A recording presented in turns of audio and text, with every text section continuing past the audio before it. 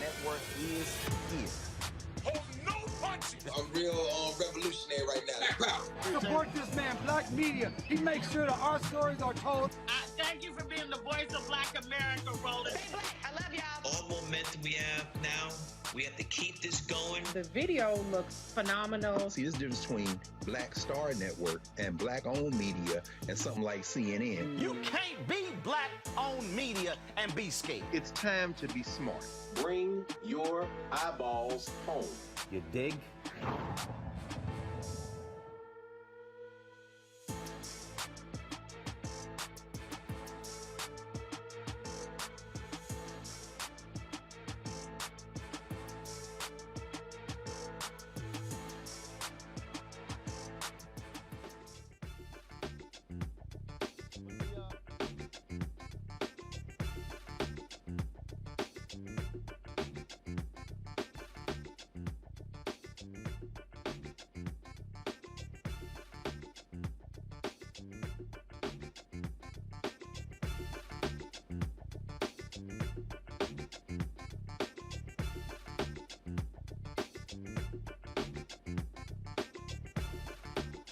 Today's Monday, March 28, 2022, coming up on Roland Martin Unfiltered, right here on the Black Star Network, the slap seen and heard around the world. We're gonna break down what happened last night at the 94th annual Oscar ceremony, where Will Smith took offense to a joke that Chris Rock made about his wife, Jada Pinkett Smith, and he actually walked up and smacked Chris Rock in his mouth.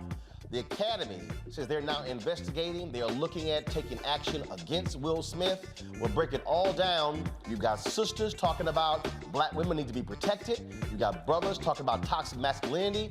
You got others talking about Black-on-Black violence and the notion of role models and how we behave to solve our differences when it comes to violence. We got an expert panel breaking this thing down. You don't want to miss it. Also, you do not want to miss the second part of our show, the 7 o'clock hour, where I'm going to talk about just keep building. If you are an entrepreneur, if you're somebody who looks to start a business, if you're somebody who, even if you work in an existing environment, you could be in a nonprofit, you could be in academia, you do not want to miss what I'm going to break down in our second hour. Trust me, you don't want to miss it, and it's going to knock you out, I guarantee you. Also, our second part of our conversation with Dr. Lucia Johnson, talking about your dental health, how important that is, how important your mouth is for your overall health. That's also in our Fit, Live, Win segment. Folks, it is time to bring the funk. Roland Martin Unfiltered, right here on the Black Star Network. Let's go. He's got it. Whatever the miss, he's on it. Whatever it is, he's got the scoop, the fact, the find. And when it breaks, he's right on time and it's rolling. Best believe he's knowing. Putting it down from sports to news to politics. With entertainment just for kicks, he's rolling. It's on go, roll, y'all. It's Roland Martin, rolling with Roland now. He's funky, fresh, he's real, the best, you know he's Roland Martin now.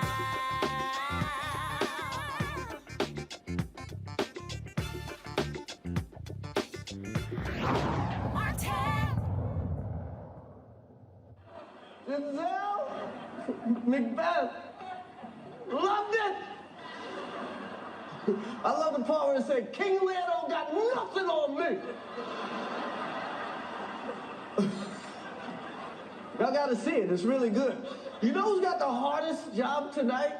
Javier Bardem and his wife are both nominated. Now, if she loses, he can't win. He is praying that Will Smith wins. Like, please, Lord. Jada, I love you. G.I. Jane 2, can't wait to see it. All right?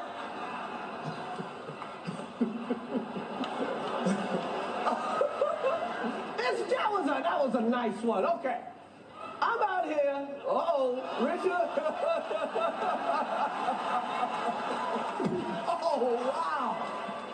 Wow. Will Smith just smacked the shit out of me.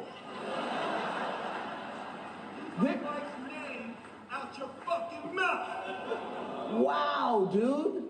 Yeah. It was a G.I. Jane joke. Keep my wife's name out your fucking mouth. I'm going to, okay? Okay. That was a greatest night in the history of television. Okay. Okay. So we are here to give a documentary out, to give an Oscar out for Best Documentary. Now, the beauty of documentaries, because they make you, when you watch one, you feel smart. Like you watched them, like, you know, like you read a book or something. But all you really did was get high and watch Netflix. So here we go. Here we go.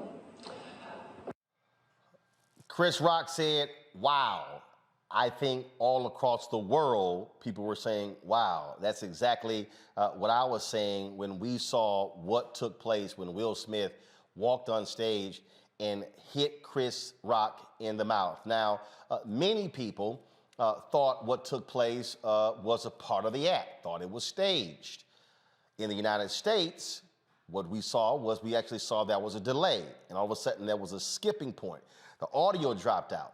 Well, the video you just saw was the international feed, because remember, the Oscars is a worldwide telecast, and so that was the Australian feed. Then you had the Japanese feed, where you did not have a delay like you had in the United States. And then as the night went on, then they went to a commercial break. And then someone who was at the event put this video on social media, and you'll see Denzel Washington. I'm sorry. Not Denzel, Denzel. Remember to be corrected about it? His name is Denzel.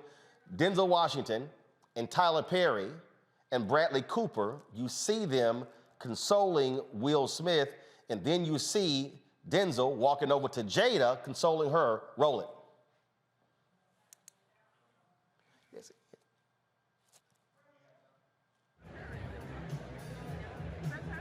Yeah, I think so, but I can't see the third person.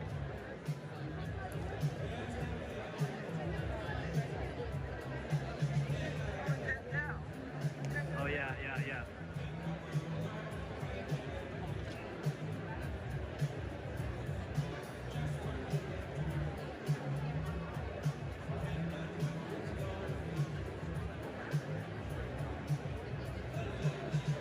Is that Jamie Dornan, maybe?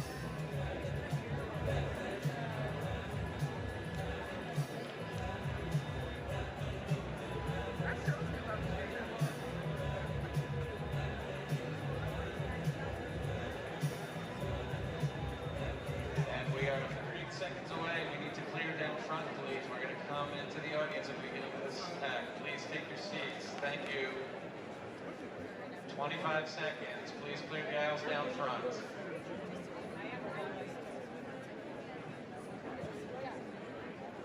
15. Please clear the front, please. Clear. Thank you.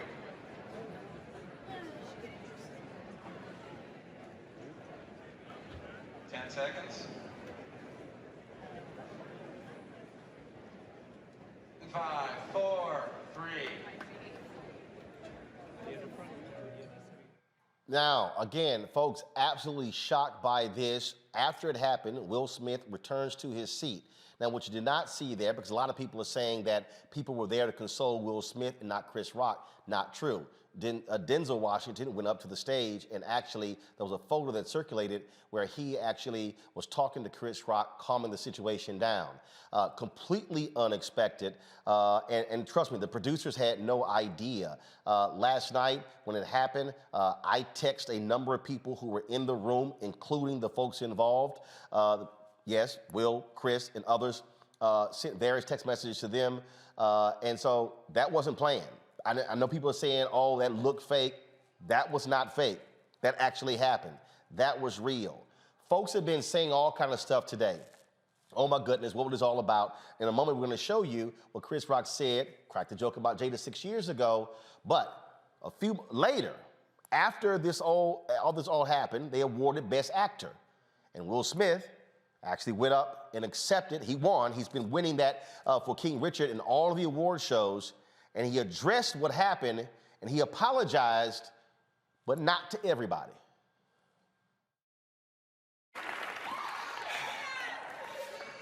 Richard Williams was a fierce defender of his family.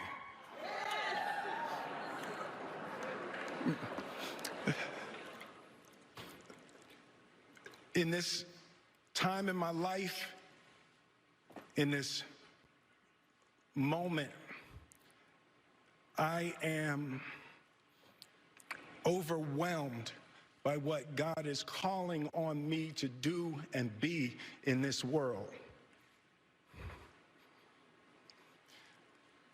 Making this film, I got to protect Ingenue Ellis, who was one of the strongest, most delicate people I've ever met. I got to protect Sanaya and Demi, the two actresses that played Venus and Serena.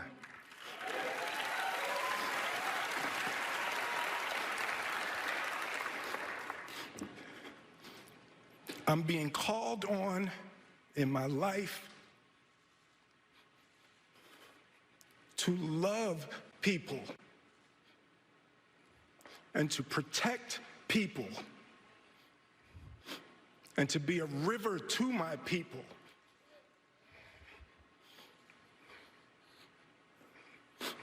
Now, I know to do what we do, you got to be able to take abuse. You got to be able to have people talk crazy about you.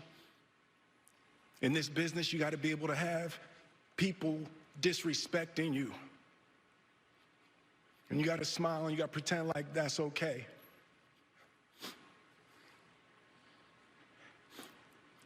But Richard Williams, and what I loved, thank you, D. Denzel said to me a few minutes ago, he said, at your highest moment, be careful, that's when the devil comes for you.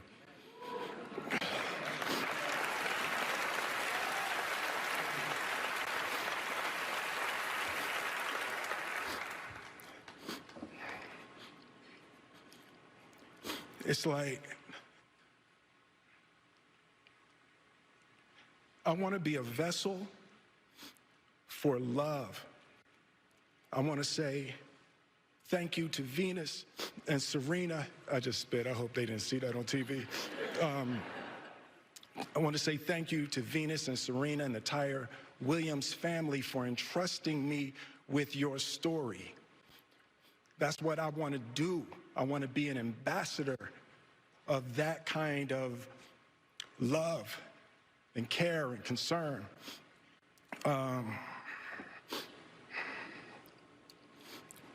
want to apologize to the Academy. I want to apologize to all my fellow nominees.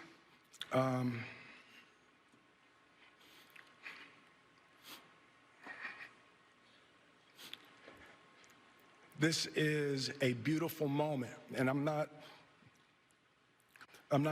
crying for winning an award. It's not about winning an award for me. It's about being able to shine light on all of the people, Tim and Trevor and Zach and Sanaya and Demi and Ingenue and the entire cast and crew of King Richard and Venus and Serena, the entire Williams family. Now, remember, people don't realize there's history here when we're talking about Chris Rock at the Oscar ceremony and Jada and Will. This is when Chris was hosting the Oscars 6 years ago in 2016. All right, I want to unpack this. Dr. Jeffrey Gardier joined us. He's a board-certified clinical psychologist from Weston, Connecticut. Glad to have him back on the show. Robin May, a licensed professional counselor from Decatur, Georgia. Glad to have you here. Also on my panel is Dr. Julian Malveaux, Dean, College of Ethnic Studies, California State University, Los Angeles. Dr. Amakongo Dibinga, professorial lecturer, School of International Service, American University. Dr. Avis Jones DeWeaver, political analyst. So, Robin, I want to start with you. Last night was real difficult. It was difficult because I know Will, I know Jada, I know Chris, I know many of the people who were there last night. I saw a lot of people, sisters who I know, talking about protect black women, defend black women. Jada dealing with alopecia, losing her hair. There were people who were talking about toxic masculinity, and they were saying Team Will and Team Chris, and Chris should not have been doing those jokes. Others who were saying, look, man, it's a joke. You got to take a joke. They were hitting other people in the room as well. What we're not going to do tonight is try to go deep into, oh, why did Will do this? Oh, was it entanglement? Was it this? Was it this? He should have done this to the other person.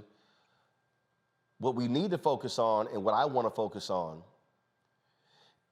is the fact that a grown black man on an international stage walked up and smacked another grown black man in his face.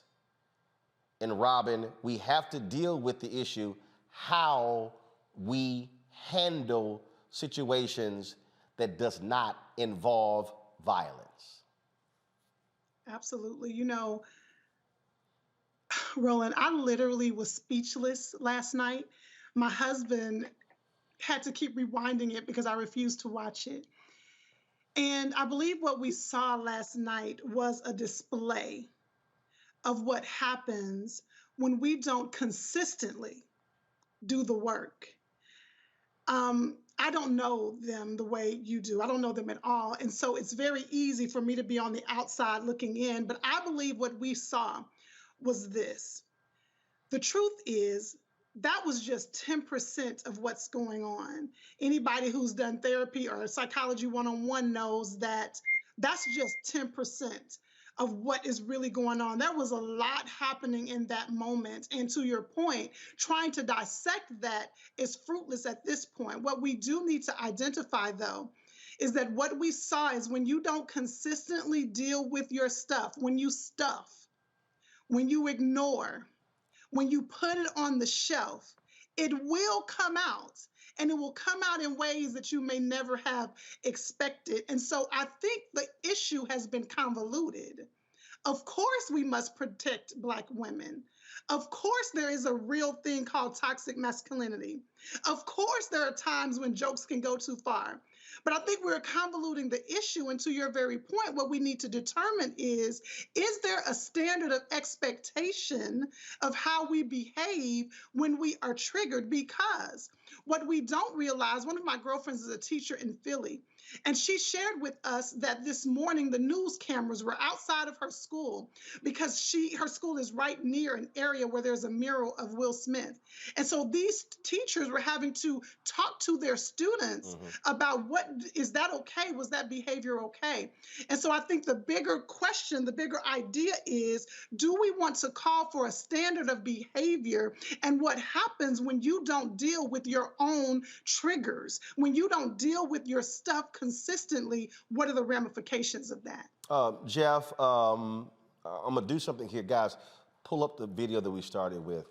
Because I think it's important for people, Jeff, to walk through and to understand what we witnessed. And so, folks, play the video and listen to my cue, and I want you to stop it, because I'm going to do this for a reason. Press play. Denzel, Macbeth, loved it. I love the part where it said, King Lear don't got nothing on me. Y'all gotta see it, it's really good. You know who's got the hardest job tonight? Listen. Javier Bardem and his wife are both nominated. Now, if she loses, he can't win. He is praying that Will Smith wins. Like, please, Lord. Freeze. Now, Chris tells a joke, Jeff, about Denzel and Javier and Penelope. Joke is over. Then he transitions to the joke about Jada. Press play. Jada, I love you. G.I. Jane 2, can't wait to see it. All right? Stop. What you see right there, no, go back to the, what you see right there, Jeff, Will laughs at the joke. The room laughs at the joke. You see the look on Jada's face. Press play.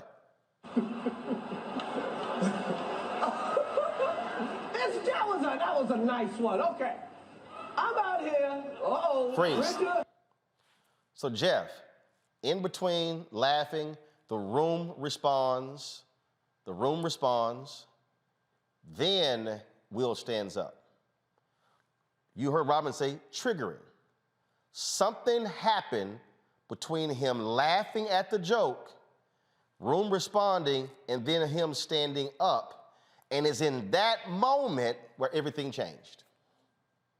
Yeah, what I think I saw, I'm not totally sure here, but what I think I saw was that he was laughing at the joke, whether he was nervously laughing, just going along with the room. But then when he sees the look on his wife's face, when he looks at Jada's face, and she appears to be, she rolls her eyes, and she's not appreciating that joke. And let's be aware here, Roland, that Chris Rock made jokes about other people more about perhaps their film roles or character or relationships. That joke made about Jada was about her personal appearance, and therefore it was a more perhaps raw joke. And so that's just an aside, but bottom line is, I believe that when Will saw Jada's face and saw how hurt she may have been or how annoyed she was by that, then felt perhaps some sort of obligation to react in a way, certainly an overreaction, but to protect her in some sort of way, certainly not the right way, but the need to do something. And many people have been saying, you can't let somebody disrespect your wife. You must protect your wife. And I totally understand their point. But when you are also the one who then initiates the physical assault, and folks, let me be real clear.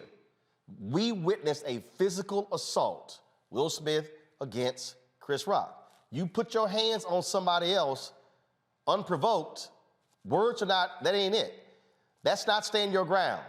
Okay, that's not self-defense.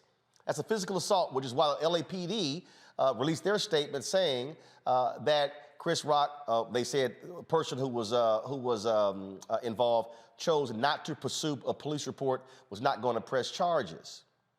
But the thing right there, Robin and Jeff, that I think is important is that when Will makes that move to stand up, that's also the moment when, for me, your wife has to reach over, babe, hold up.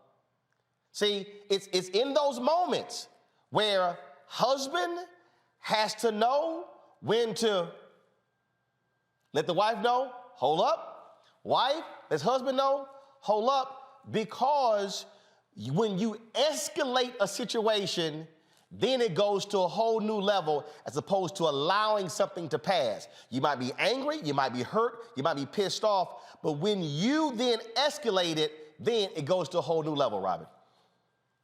Yeah, and I think, you know, people are often surprised when I share this with them, Roland, when the reason why therapists like me, and I'm sure Dr. Jeff, we often stress the importance of knowing your triggers, because what happens is in our brains, once you get triggered, I like to describe it like a roller coaster. Have you ever been on a roller coaster and it's going up and it gets to the top and you feel like, wait a minute, I'm ready to get off of this thing, but now it's going down and you've lost control.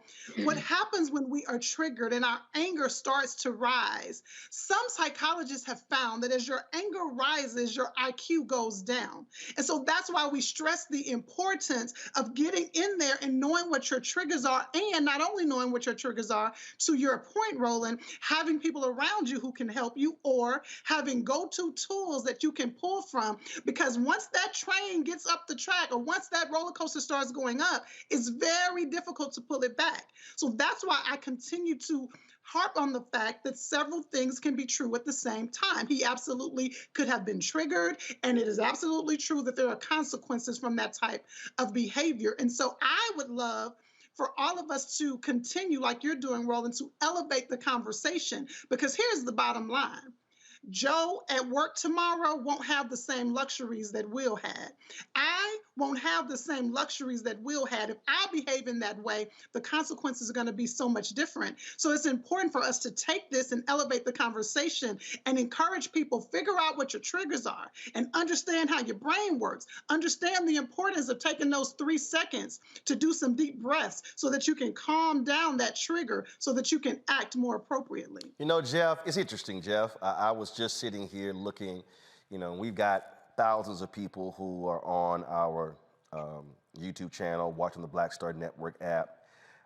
And there's this person on the app, Queen something, I don't know what the hell, Queen Sag.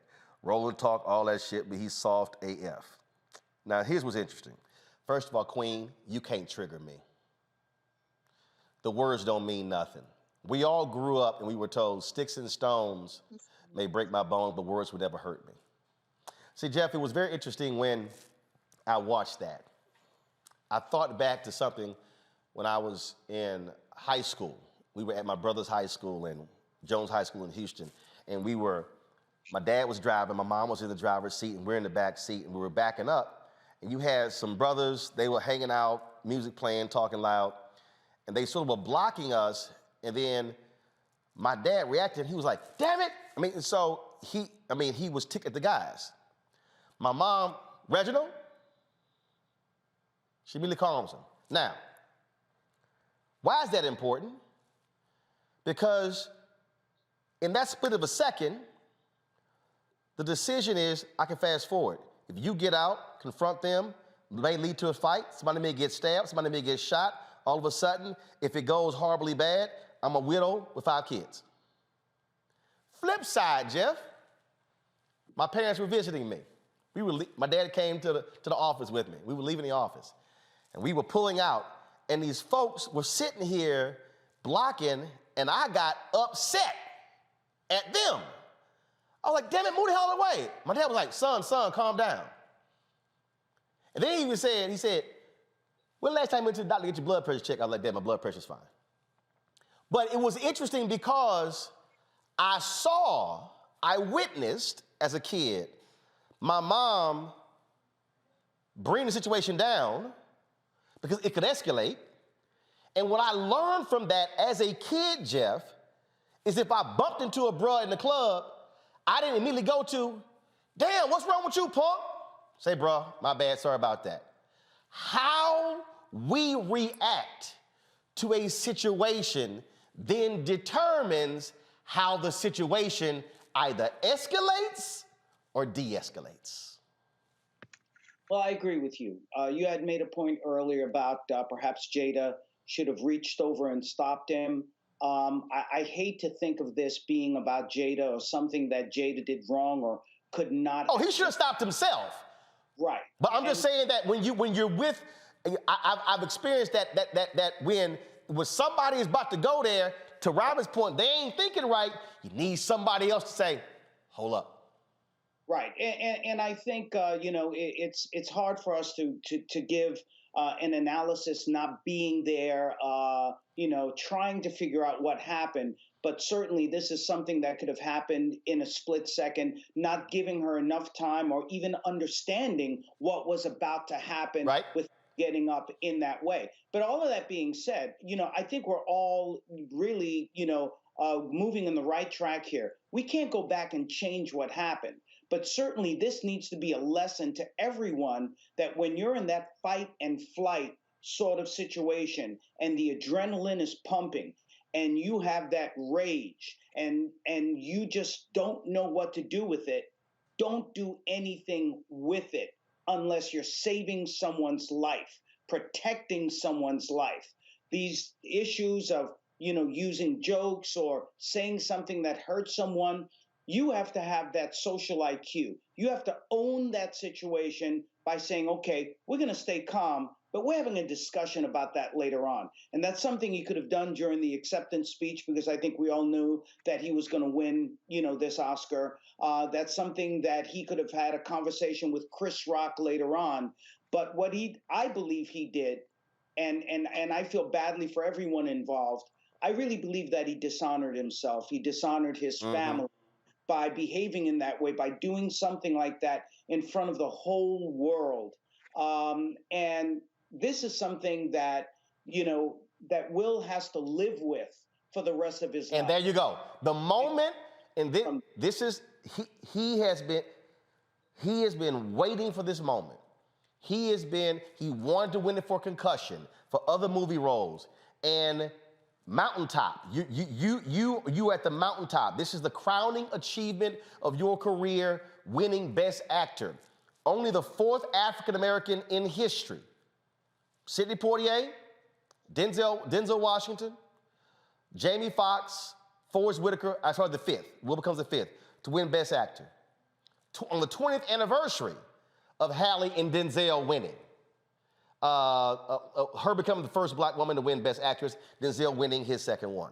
But the thing why this is important, Robin and Jeff, is because here are 2 rich black men at the Oscars. That same situation we've seen on the streets, in clubs, on the basketball court. We've seen it in the school hallway. And it is important for us to say that even if you're Will Smith, even if you're Chris Rock, even if you're Jada Pinkett Smith, if you're anybody else, how you resolve a conflict, and you cannot go to the violence piece. And trust me, I got a wife, I got 3 sisters, I got 9 nieces, a mama. I am absolutely there when it comes to protecting black women. But part of protecting black women is also black men protecting yourself by not creating a situation where you may not be around tomorrow. Roland, that's the reason why the response, where that reputation may be harmed, and the reputation of others. Unfortunately, Will took a lot out of that situation, really, sucked the air out of that room. There were so many people who were celebrating. There were many firsts there. First for sexualities, first for, many things. We saw it was well integrated in a way that we really needed to see. And so let me share this with you. Very quick, super quick story.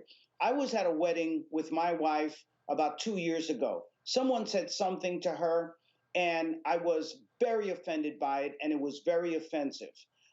Look, I protect my wife, I protect my children.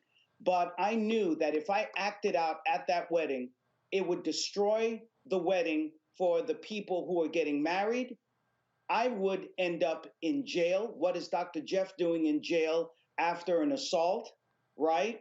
And certainly I would have to deal with the repercussion of overreacting. If you talk the talk, you got to walk the walk. As psychologists, we talk about impulse control. That would have ruined me professionally. And so I think that's what everyone needs to think about before they act out when they're in that rage, the importance of breathing, sitting back, and figuring out how to use your social IQ to work through that situation. Robin? Okay, and so here's the deal. If I have a 7-year-old daughter, if my 7-year-old daughter jumps in the pool, she's going to make a little wave. But honey, if I jump in the pool, my wave is going to be much bigger than Riley's. What is my point? Will carries a lot of power. And so when he makes, and the reality is that power has opened up doors and opportunity for him. So the same way it's opened up doors and opportunity is the same way it's important that how he responds and others with any type of platform, how they respond to your point, Roland, will have long-term ramifications. If we celebrate this, if we minimize this, what we are teaching is that it is okay to respond physically. Now, here is the point, exactly what Dr. Jeff said, but the challenge is you can't learn the tools in the moment. You have to have the tools beforehand. You have to already know how you choose to handle when you are triggered. You can't get in the moment and say, somebody give me some tools. That's the importance of developing social IQ, emotional IQ well before you're in that moment. And let me say this last thing that's important for us to understand. With the commentary that we are hearing, people view, human nature is that we view situations through our own lived experiences. We view situations through our lived experiences. And so when I'm scrolling through Facebook, I can tell what people have been through based on how intense their response is. And it takes great intention to step back and look at a situation objectively so that we can pull back, hopefully, some of the long-term ramifications that can come from this. Will Steele has an opportunity to course correct. He cannot fix, but he can course correct and he can change the conversation because, to everyone's point, this was the first Oscar produced by Will Packer, by a Black man. No. Hold up. It was an all-Black production team. It's not the first. Quincy Jones produced the Oscars the night when Whoopi Goldberg did it before. Reggie Hutler's been one of the producers. Jesse Collins was on the production team last year. So I just want people have been saying that it's the first, the lead. Yeah. So just to let everybody know, the lead production team, all Black, Will Packer, my frat brother, and Shayla. But you've had Blacks leading the production team of the Oscars before. Go ahead. Okay, thank you for correcting that because I was over here with my poster board about it being the first time. Yeah. But still to that very point, a Black production team with a Black male actor, with a Black comedian, the reality is we cannot, and this is just the conversation I want us to really have, we cannot minimize the ripple effect. And so this is an opportunity to, if you have a platform, if you have 500 to 10,000 people on your Facebook, on your Instagram, how you communicate about this will be the game changer. And I'm just hoping that will course correct and will communicate this in a way that can change the idea that physical response or violent response is appropriate. Last question for you, Jeff, and then I'm going to go to the panel. Do you believe that the next step, and again, the Academy, they're launching an investigation, they may take action against Will. Do you believe the next step should be where Will Smith and Chris Rock sit down face to face and Will apologizes for his actions? Or do you believe Chris should apologize for the joke? What do you think should happen next, Jeff? Because here's the deal. This is not going away. My social media feed has been this all day long. It's not going away. I think certainly that Will should sit down with Chris Rock because that will show how we can work out our disagreements. This is along what Robin is saying. Where do we take the narrative next? And it is about conflict resolution because friends or acquaintances or people you don't even know, sometimes you may get into some sort of an issue or a conflict, but it's important to work it out because we grow from one another. And there's absolutely nothing wrong with Chris Rock saying, if he hasn't done it already, to say, Jada, I'm sorry, I didn't mean to land that low blow. I didn't realize that it was something that was so sensitive to you. I was just making a joke, but I hurt you and I apologize. But I think the bigger apology at this point needs to come from Will Smith to not just Chris Rock, but to everyone at the Academy, to everyone, of color, to everyone in America, to everyone in the world, and then show his class and be able to grow from that and deal with whatever issues that he still needs to deal with. I believe that's where the narrative really needs to go. Robert May, Dr. Jeff Gardia, I certainly appreciate it. Thanks a lot. Thank you. Thank you for having me. Let's go to my panel. I want to start first with Julian Malveaux. Julian, how did you look at this? How did you assess it? But also, how do you look at the reaction of so many different people in the aftermath of this, especially Black men and Black women? Well, I think Sister Robin had a really good point when she talked about triggers, and the issue is who's triggered by what. Now, I find Chris Rock to be extremely misogynistic, and I think he crossed the line. You know, I'm a little pugilistic, Roland, so if I was a dude, I probably would have smacked him too. And that's not the politically correct answer. But he has talked under Jada's clothes more than once.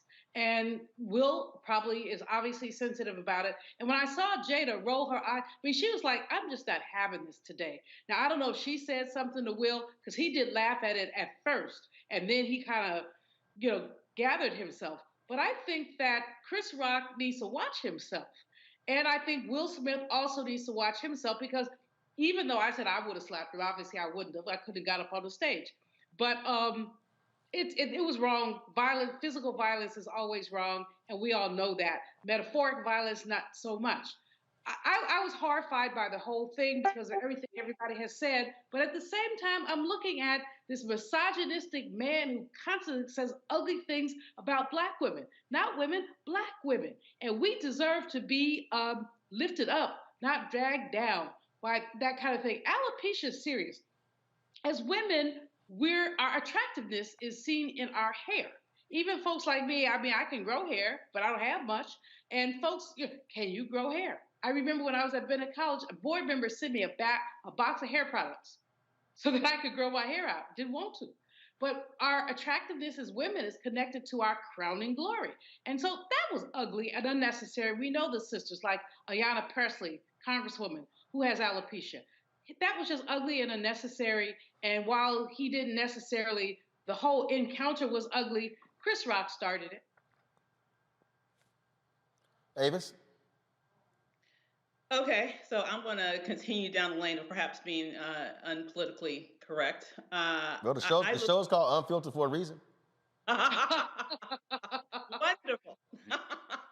So you got when I look at this, take in everything in terms of what happened and even the discussion that we just had, two quotes come to mind. First, Malcolm X, Black women are the most disrespected and the most unprotected. Second is Zora Neale Houston, Black women are the mules of the world. And I put those two quotes together because of this. What happened, and the reason why I think you're seeing the differences, particularly among the sexes and generally in terms of the interpretation of this, is that as Black women, we understand that it is often that we are publicly disparaged with regards to our physical appearance.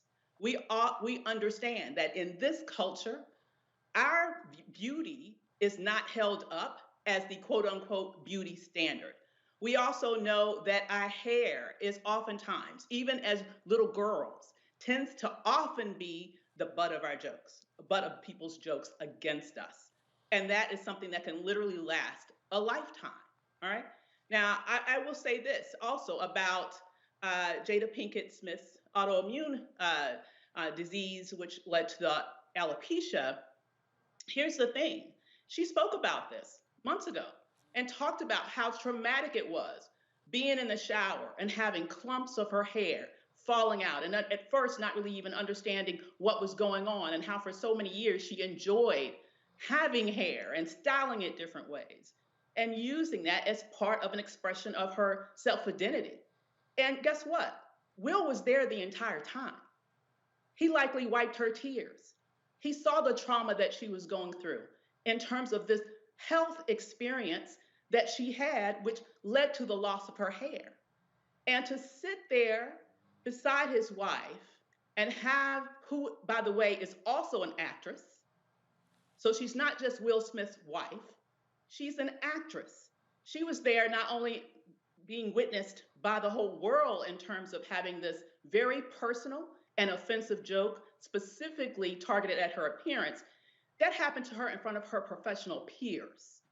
And we also know that in Hollywood, particularly for women, your physical attractiveness is directly connected to your check and whether or not you can get a chance to get the next job. And so I found it to be a personal attack on her as a woman. I found it to be a personal attack on her specifically as a Black woman. I found it to be a personal attack on her professional respect that she should have been given.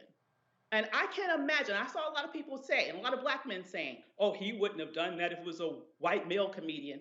Well, I would venture to say that Chris Rock would not have chastised a white female actress on her appearance in that way.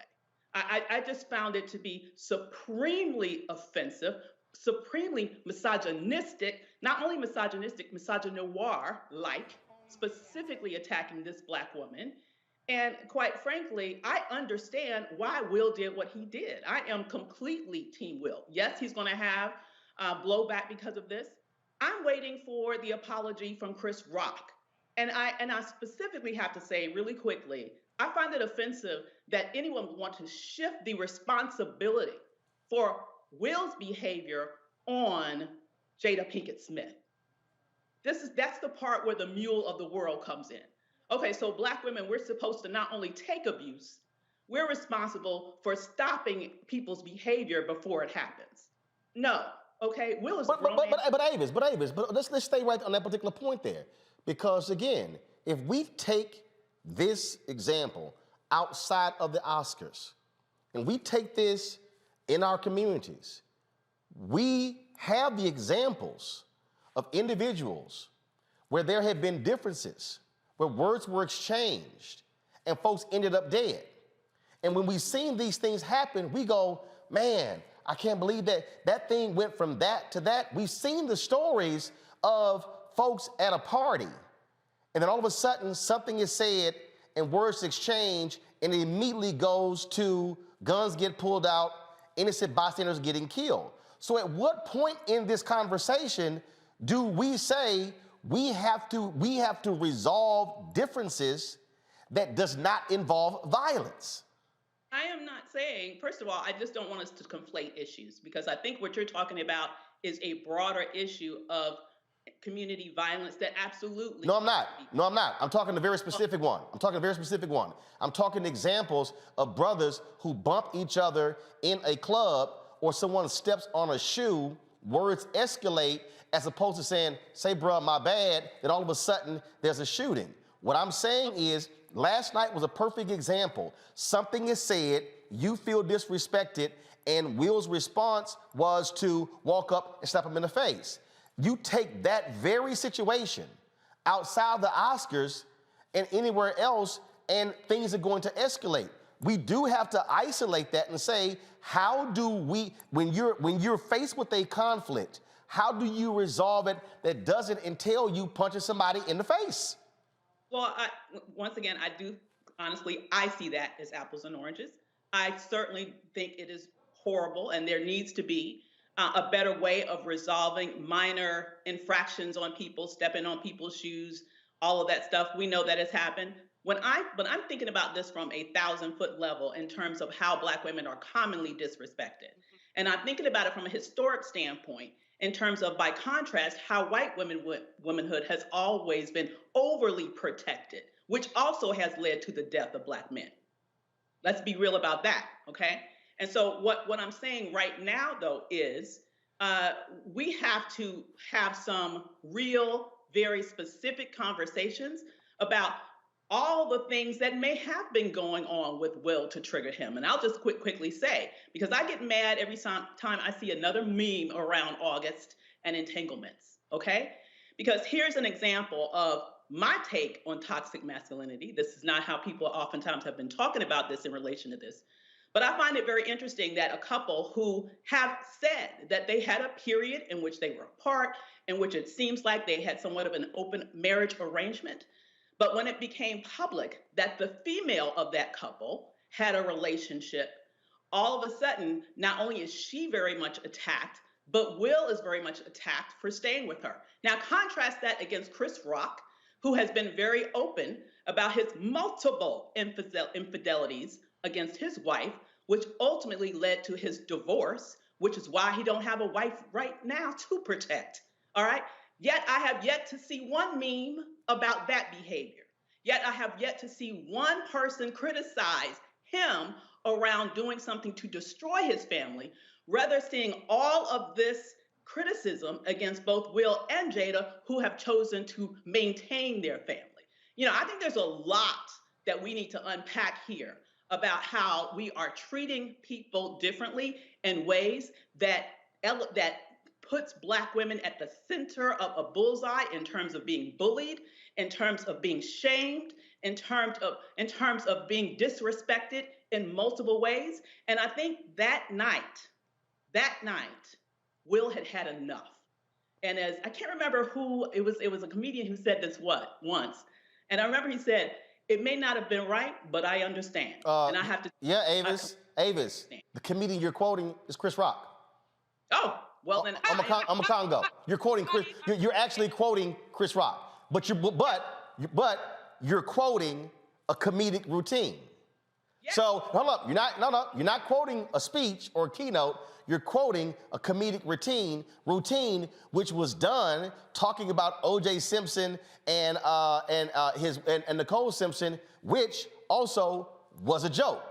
And that's the issue right there on Congo that people are raising, that, hey, at these award shows, they have comedians there, they make jokes. The show opened with a joke about Regina Hall saying, yeah, Will, come on up. Y'all thing is open. Yeah, I know you're married, but come on up here. She laughed, he laughed. And so what people are also saying is like, hold up. Now, you laugh at the joke at the top Regina made, but then you get mad at the joke that Chris made. Now, if we gonna sit here and say, well, you know, don't make jokes about the entanglement, Regina did, both laughed.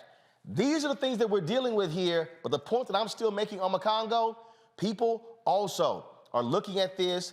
It's how we resolve differences, and I'm just simply saying the way to resolve it is not slapping somebody in the mouth, because Chris Rock, actually, if he responded, and we got to be honest here, Chris Rock was the ultimate professional with how he responded. Chris could have swung on Will.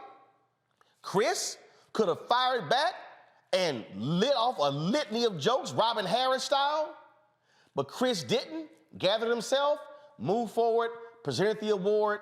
Questlove wins the Oscar for Best Documentary. Congo, your thoughts? You know, this hurts. I'm going to start there. This really, really hurts in terms of the community. You know, Will Smith and Jada Pinkett Smith have been role models for me since day one. I've been rolling with them since the 80s and the 90s. As someone who was involved, you know, I still rap, I do spoken word acting and stuff, but when I was looking at going hard in it, those guys were my role models. So any affection any of y'all have for any celebrity, like strong affection, those two are for me. So, and then Chris Rock a little bit later on. And today I taught my class on Jay-Z at American University, and our subject today was actually the Jay-Z beef between Jay-Z and Nas. And so I'm going to quote a Jay-Z line as I give my response to this. In one of his songs, he says, "Check out my swag, yo, I walk like a ball player. No matter where you go, you are what you are, player. And you can try and change, but that's just the top layer. Man, you was who you was before you got here. My issue is this. I feel like there's an overarching idea of misogyny that encompasses what Will Smith did and what Chris Rock did. Because the fact of the matter is that I don't hear people talk that much about Jada, but I'm wondering if Will Smith was defending Jada or if he was defending his wife. When you read his book, Will, which was a very powerful book and motivational for me because I love what he has done so much, he talks about a situation where his girlfriend at the time was going out and he was with his boys and he was like, "Nah, I think you should go upstairs." And she's like, "No, I'm going out. Nah, you should stay." But she leaves. He takes all of her stuff and burns it. Okay? He talks about that. He also talks about coming from an abusive household where he felt that he couldn't protect his mother from his father's abuse. And then we talk about situations at NBC with the Fresh Prince when he almost gets into fights with producers there, and he talks about how his old mentality comes out. And I feel like that was a situation there. And I feel like given that he was laughing when the joke was first given and saw her response, there was more about protecting what's mine than protecting Jada. Don't, keep my wife out of your name out of your mouth. And that's where I find it to be problematic. I think that what Chris Rock did was wrong. I feel like Will Smith might not have responded as much if it was like The Rock as opposed to Chris Rock. But I feel like ultimately Will Smith has to take the full blame for what happened, because you can't do that, especially when you work to build your career as a role model. And for those who defend him, we can't condone violence between us and then condemn violence against us. It's wrong. We can't do that, period, bottom line. And so I'm saying that we need to figure out how they can work this thing out. She crafted his whole career about being a role model for the people, and he let our people down in that moment, and it needs to be recognized. But it just hurts all the way around. I hate the way Jada's being tossed around as some type of football in this situation is wrong. And we just need to do better in our community. And the last thing, Roland, like you said, us defending our wives does not have to lead to violence.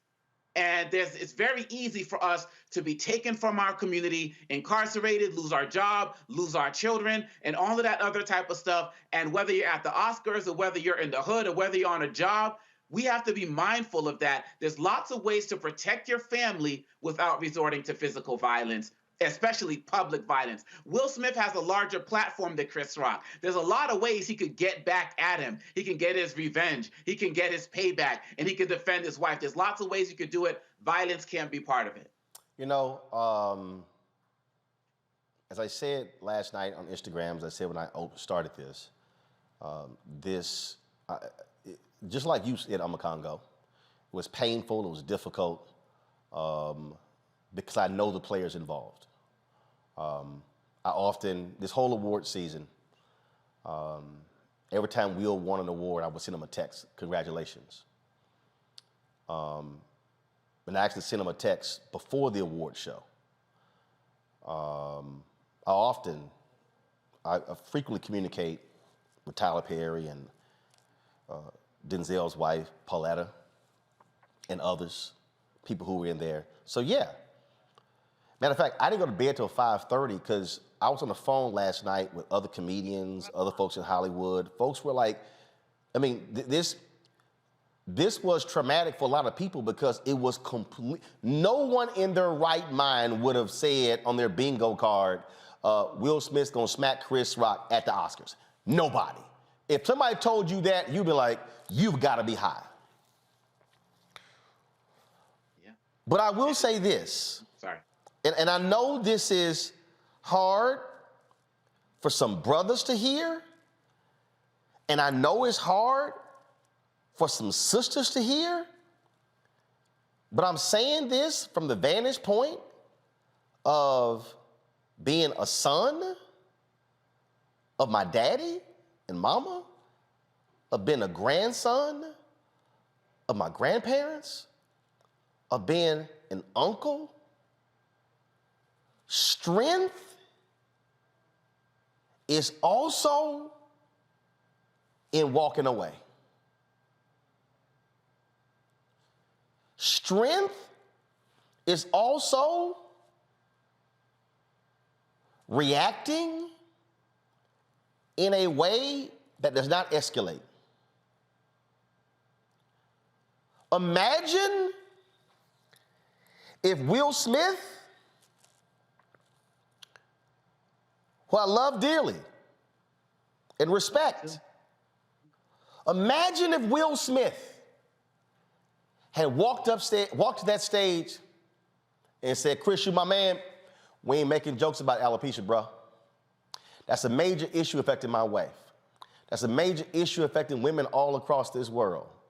Now, I know you make jokes, but there's some things we don't joke about. So, Chris, you did a documentary called Good Hair. So you know what the hair thing means to black women and women all across the world. So, Chris, I say we show some respect for women. Let's not make jokes about their hair. If Will had done that, the room would have erupted. The country would have erupted. And folks would be praising Will today for defending his wife and speaking to the same issue as opposed to throwing a punch. It's all a matter of how you resolve the situation and deal with the situation. And I'm gonna close on this. And I was looking for the video. If y'all find the video, please, y'all can go ahead and play it. There was a party, and I think it was after the BET Awards or whatever. And Diddy was on stage. And Diddy got Ciroc.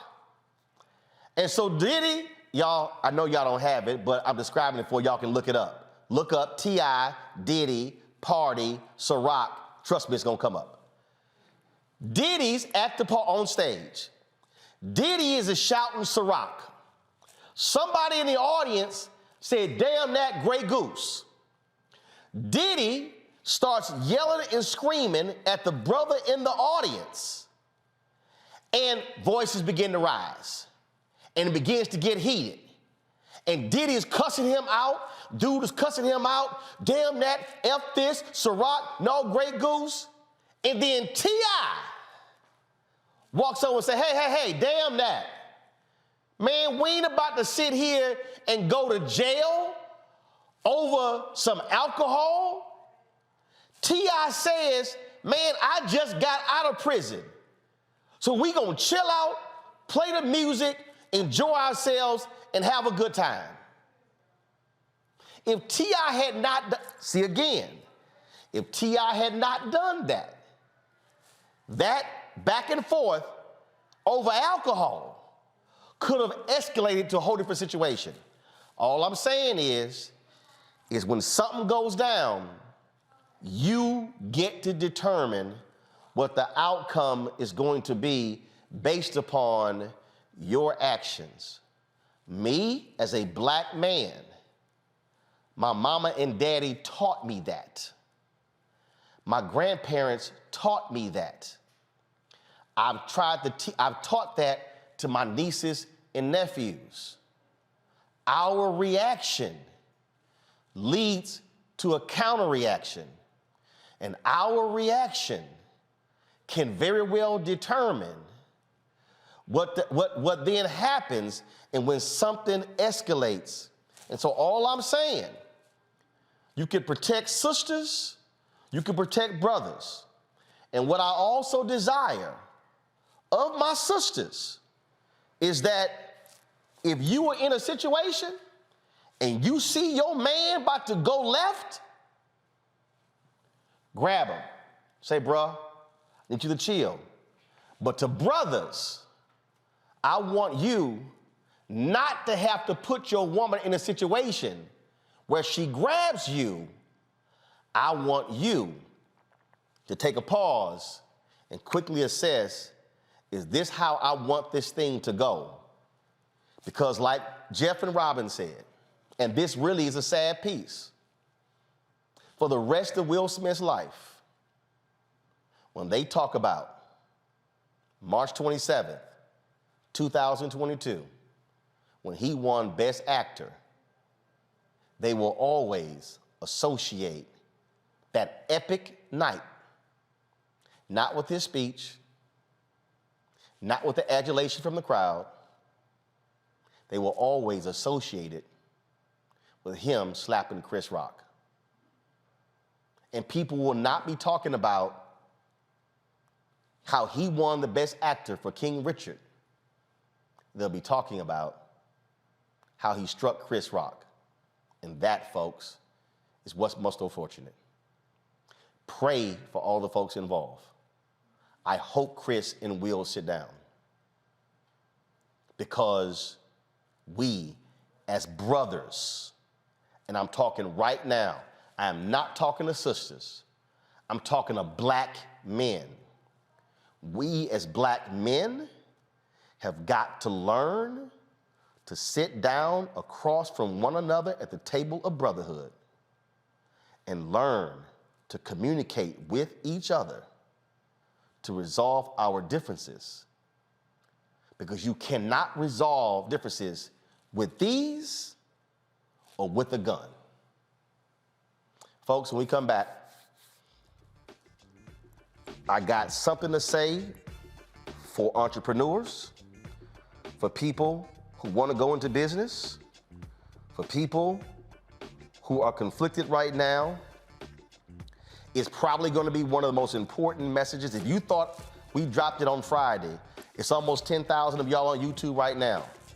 Just because we're moving on, don't run away, because you about to miss something that is vitally important that can change your life. I'm gonna talk about the need for you just to keep building. You're watching Roland Martin Unfiltered on the Black Star Network.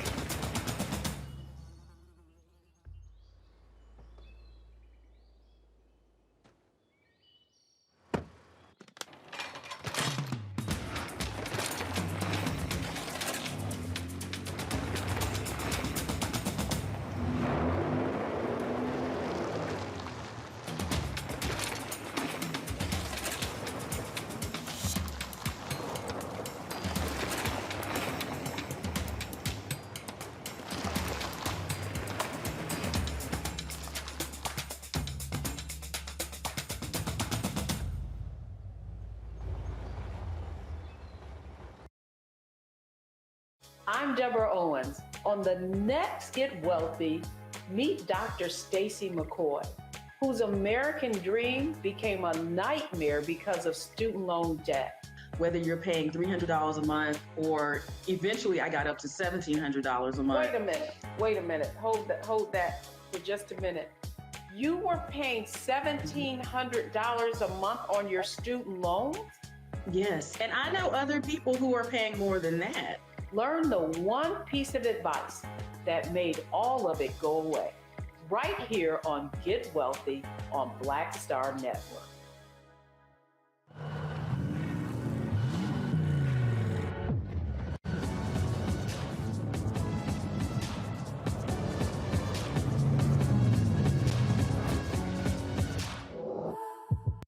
Pull up a chair, take your seat. The Black Tape with me, Dr. Greg Carr, here on the Black Star Network. Every week, we'll take a deeper dive into the world we're living in. Join the conversation only on the Black Star Network. Yo, it's your man Dion Cole from Blackish, and you're watching Roland Martin Unfiltered. Stay woke.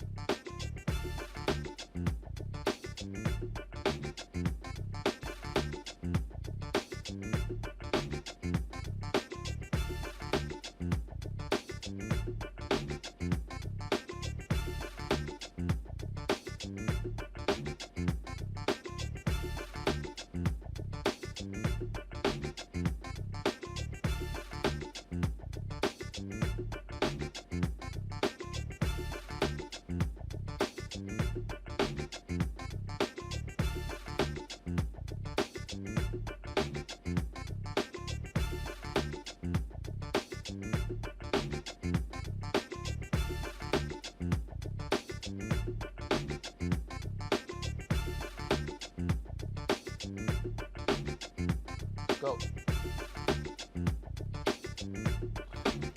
All right, folks. On Friday, I did a full deconstruction of Black News Channel and them going down, closing, y'all can kill the music, going down, closing, and explaining why they closed, explaining what happened. And a lot of y'all were like, man, I had no idea that's how media actually works. And people need to understand in terms of, well, how do you keep going? How do you keep doing this? How do you keep advancing forward? And it was very interesting because these are some of the screenshots, y'all, of stories that were done when Black News Channel first launched. You know, all of these stories, you see Black News Channel launches in America. You had NNPA, and you had CNN did stories, and all of these other outlets, they did all of these stories. Y'all didn't pull Los Angeles Times story up? The LA Times in November just did a large story about BNC and what they were doing. And the Atlanta Journal-Constitution actually had stories as well, talking about what they were doing and how they were thriving, and how they were growing and what was going on. And so it goes on and on and on what was actually happening in terms of them. In fact, here is the LA Times story right here. Black News Channel wants to give a voice to an underserved audience. And this was in November, y'all. This story right here. But here are the headlines that then dropped when they shut down on Friday. Here are the headlines right here, and you saw them. They were in The Wrap. They were in the USA Today. They were in the Wall Street Journal. They were in all of these different outlets showing, again, them shutting down. Now, why am I walking you through all of that? Because it's real easy, y'all, for you to get attention when you're starting something, but the real question is, are you still here later? Now, why am I showing those stories? Because do y'all realize that in 3.5 years of us launching this show, I've had 3 publicists try to get stories done on us in the same outlets. We've even pitched the stories to mainstream media outlets that Black people are the editors of. Nobody has bitten. Wall Street Journal, LA Times, New York Times, USA Today, Broadcasting, Cable, Multi-Channel News, The Wrap, Deadline, Variety, Media. I mean, we can go on and on and on. All of these outlets, nothing done. Now see, some of y'all probably would get discouraged by, man, we out here doing this work and we building something and we're not getting any attention and nobody's showing us any love and nobody's covering us. Yet, when that was happening, I didn't get mad. I didn't get frustrated. All we did was keep building. And there were folks who were sitting here saying, man, y'all should be doing this and rolling, man, why aren't you over here and why aren't you, you should be trying to get your show on a network. And I'm sitting there going, don't you understand that if I tried to get a show on a network, they own the show and I'm an employee? See, a lot of us have been raised to get jobs. We were not raised to give jobs. A lot of us were raised to deposit checks. A lot of us were not raised to make direct deposits of the checks of others. See, if you get so locked in, and I'm gonna go there, for white validation. See, white validation man, we had a story in the Wall Street Journal. But 2 years later, you got another type of story in the Wall Street Journal. See, white validation is when you get so caught up. You get so caught up in other folk examining what you're doing that you lose sight of what you're trying to build. I had somebody, I had some folks this weekend It was very interesting. They were telling me, one particular person, I ain't gonna even waste your time giving her name because she ain't even deserving of any of that level of attention. You're toxic. No network wants to work with you. But it's amazing that a network emailed to me today about being on one of their news panels.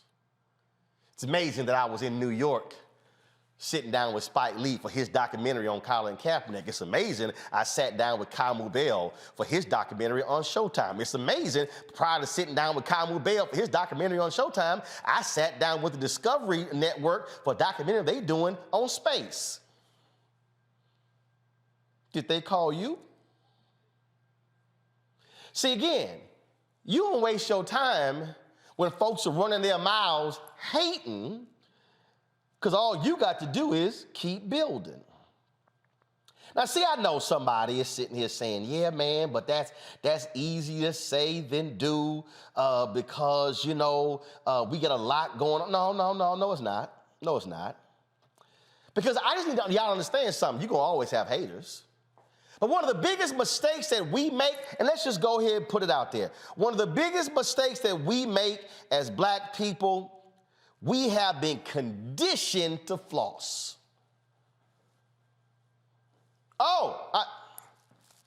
I'm wearing some Sam Smith Adidas.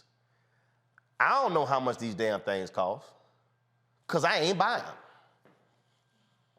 They were gifts to the VIPs in the Cedric the Entertainer golf tournament. Y'all have heard me say it before. I ain't never. Spike was joking with me about Air Jordans. I said, Spike, I had on some Adidas, y'all. I had on some, what I have on? Yes, I had on some, I had on some Adidas shoes. And Spike said, man, you came up here in Adidas? I said, Mike ain't never wrote me a check. He said, I'm gonna have to, I said, Mike ain't never sent me some Jordans. He said, man, he said, what size you wear? I said, 10.5. Have Mike send them. I said, but I don't owe Mike shit. I said, and the Adidas I'm wearing, I ain't buy. So Mike got a big laugh out of that. He said, I'm gonna make sure Mike sees you. So I said, well, you do that. See, why am I saying that, y'all? Because when you are trying to build something that's bigger than you, what you cannot do is get yourself caught up in trying to floss and be shot caller big baller. Y'all, that's why BNC not here.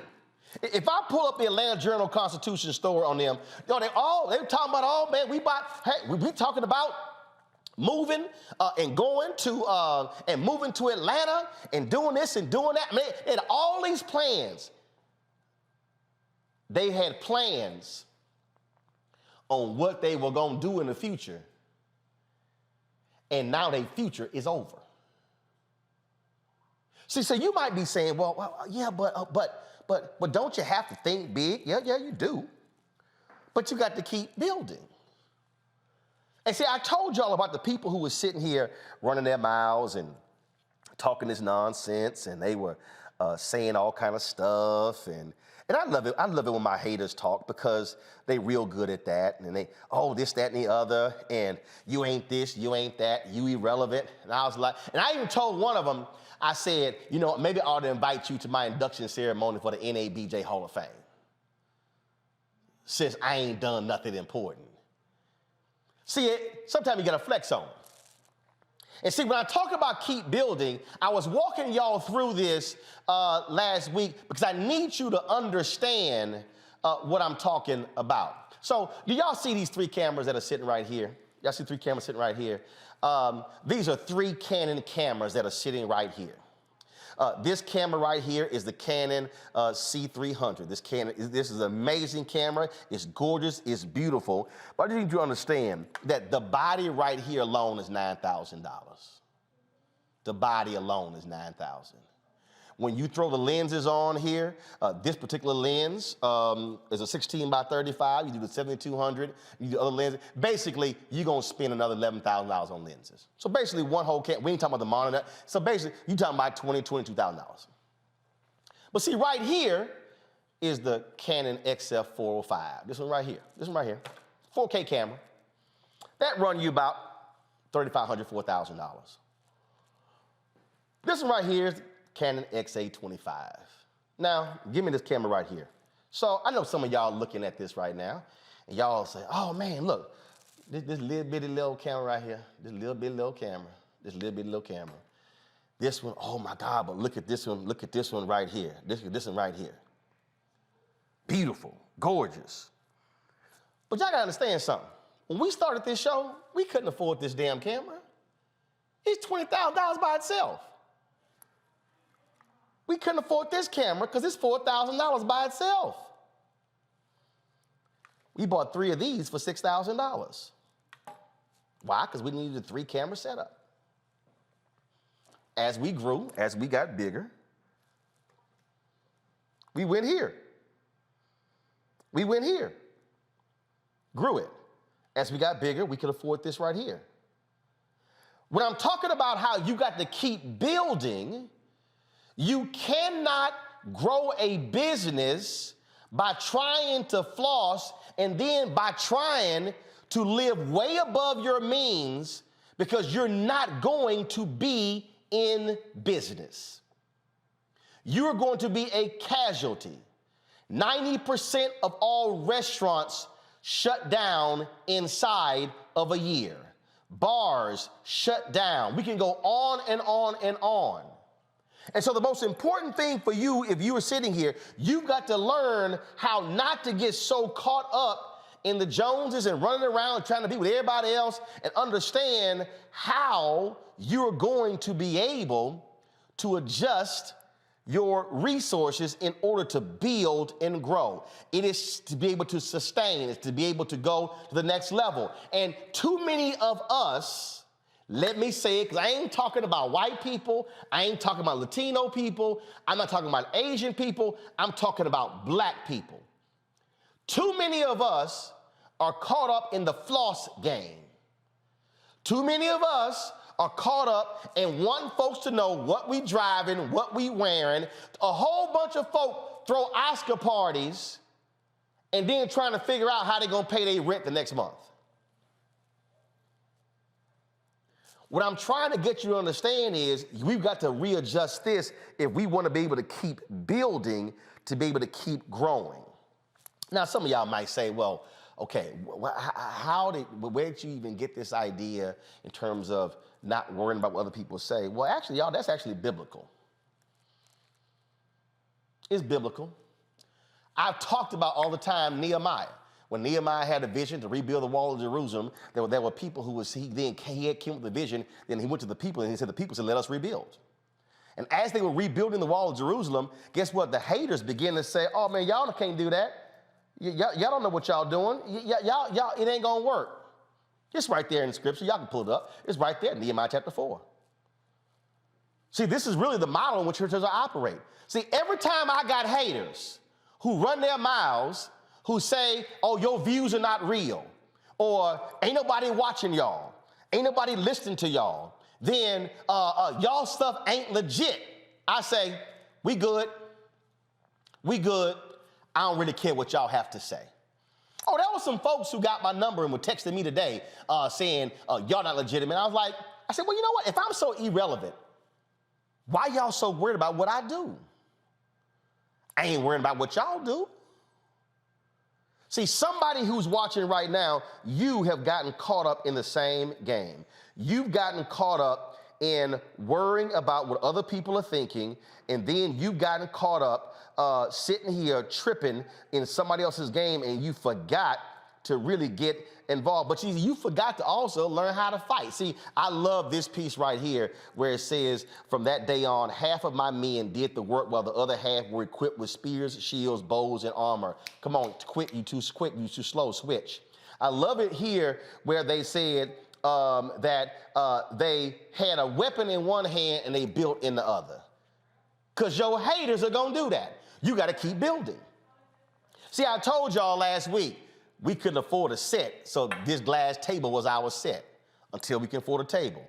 We couldn't afford this actually set piece. We couldn't afford the art piece, but we had to keep building. Where we are today as Black Star Network is not where we were 3.5 years ago. And that is because the philosophy that I've always maintained was keep building.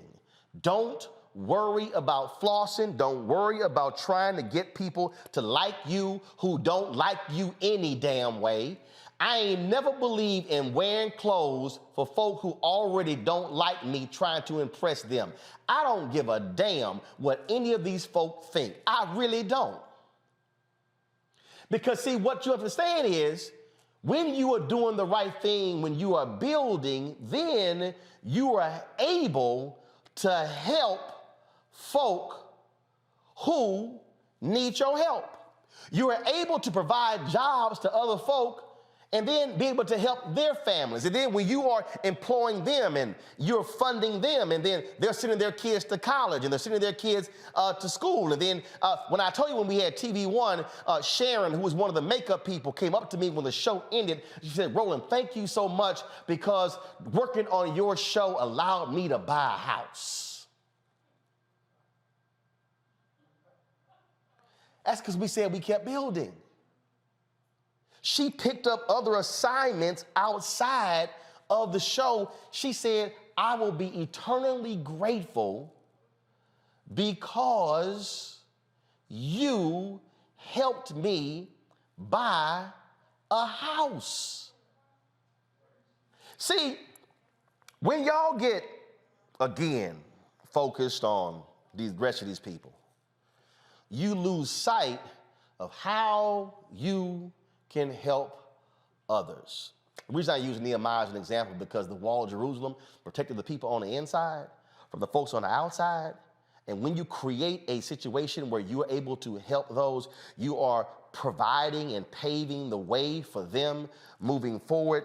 And that really is something that too many of us lose sight of. We don't think about that. We get caught up in what everybody else is thinking. And so we're not always focused on keep building, keeping your eye on the prize, being able to help, being able to stand in the gap, being able to assist somebody else, being able to touch them in a very unique way. See, that to me right there is one of our biggest problems, is how do we stay focused on building our businesses?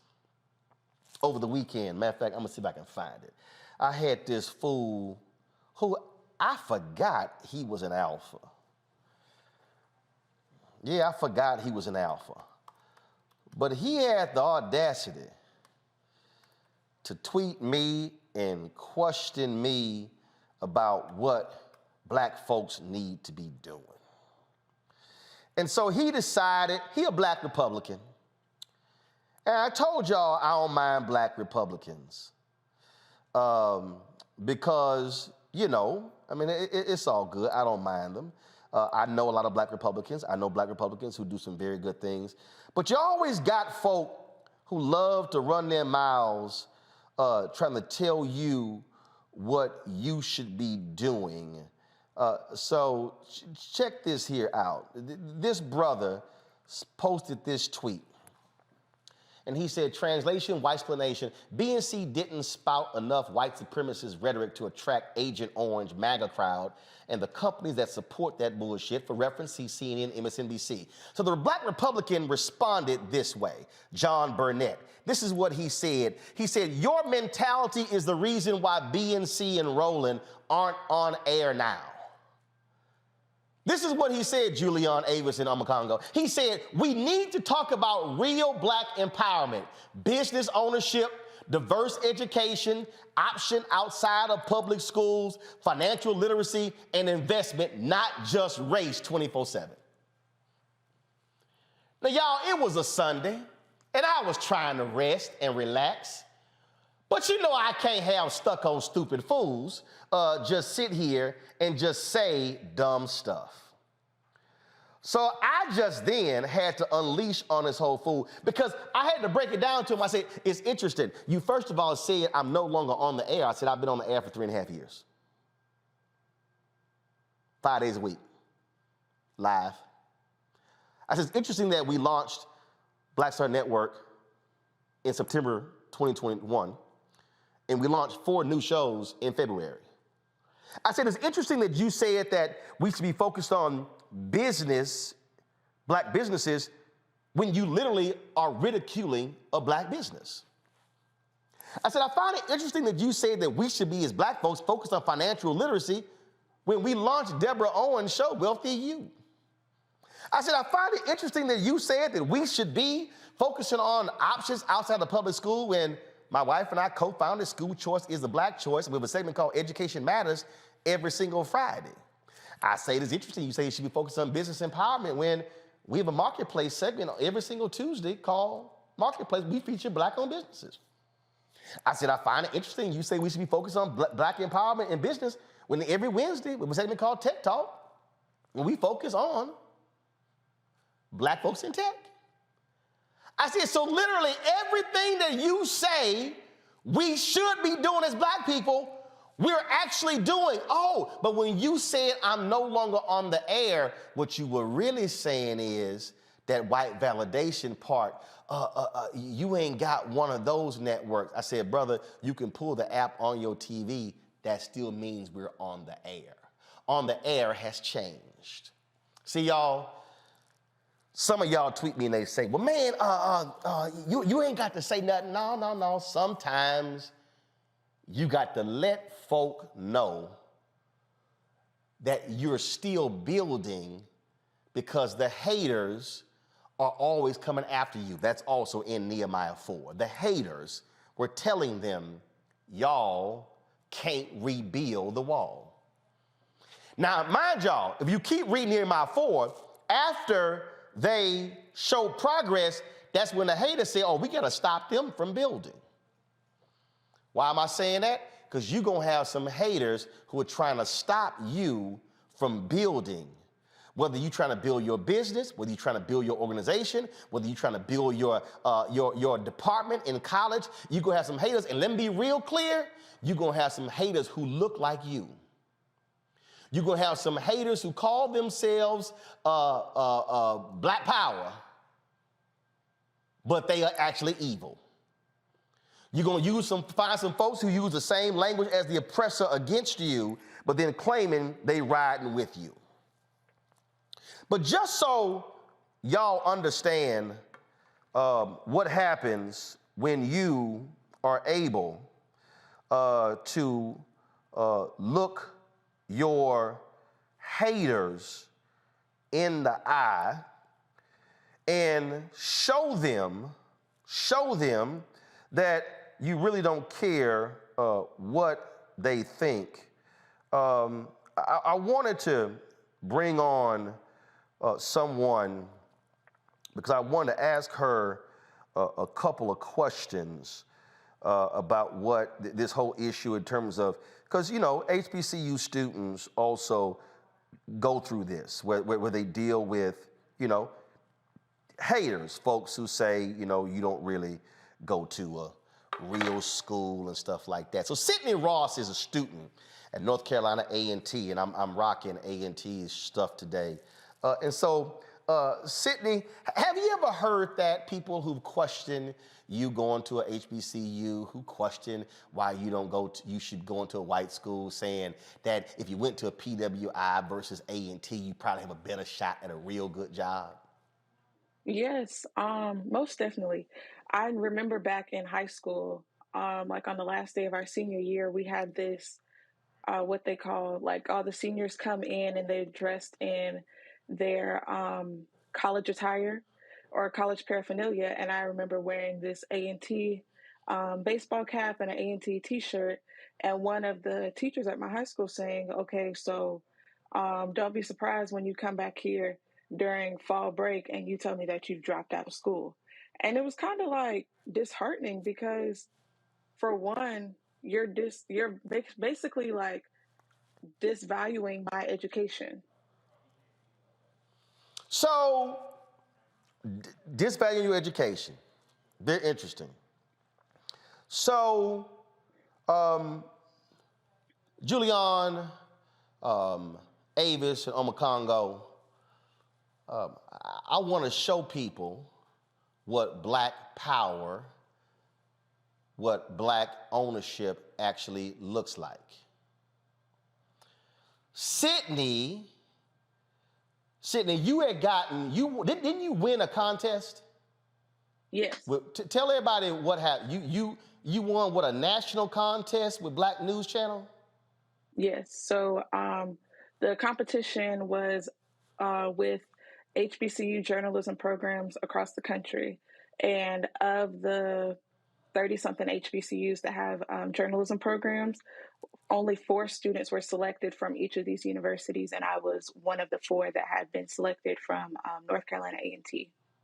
And so y'all were supposed to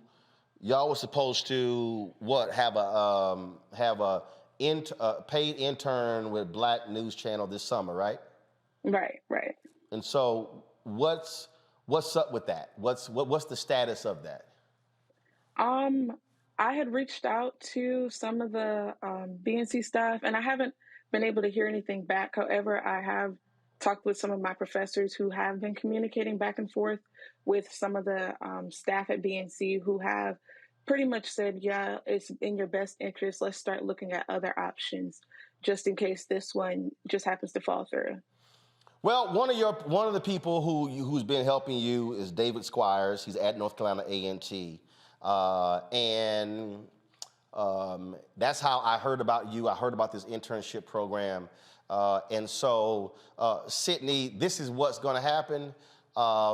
You are being offered right now a paid internship on the Black Star Network for the 10 weeks this summer to work with this show and this staff since that's the real reason why you're on the show. It ain't had nothing to do with no HBCU student.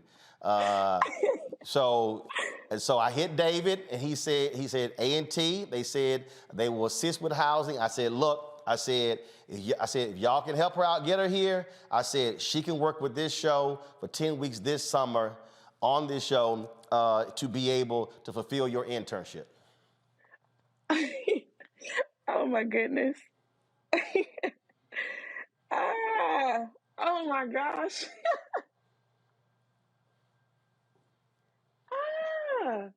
Thank you so much. So he hit me this weekend, and he sent me your resume. He told me you're a multimedia broadcast student, and he told me about the internship. And I said, all right, not a problem. I said we ain't like we got a dorm or anything. I said, I don't know if she has family or friends here. He said, hey, we're gonna help her with the housing. I said, you get her here, she'll have a 10-week paid internship with the Black Star Network. Oh my gosh. Oh my goodness. Wow. I don't know if you can hear my parents downstairs. No, I can't hear your parents. You can tell your parents come up. We can put them on as well.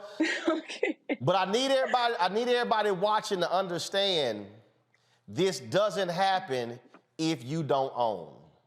This doesn't happen if you're not in business.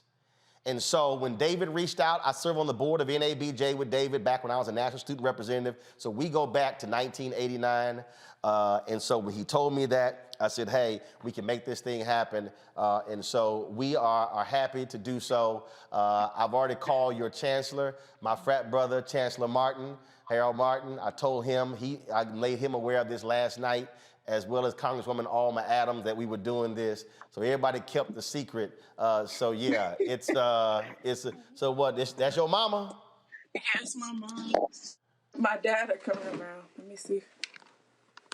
So Mama and Daddy Ross, your daughter has an internship at this show this summer. Thank you so much. Absolutely. Well, look, we are happy to make it happen. When I heard about it and I saw her resume, I said, we can put her to work. Now, Sydney, understand, we grind here. We work hard. I think you're going to learn a whole lot.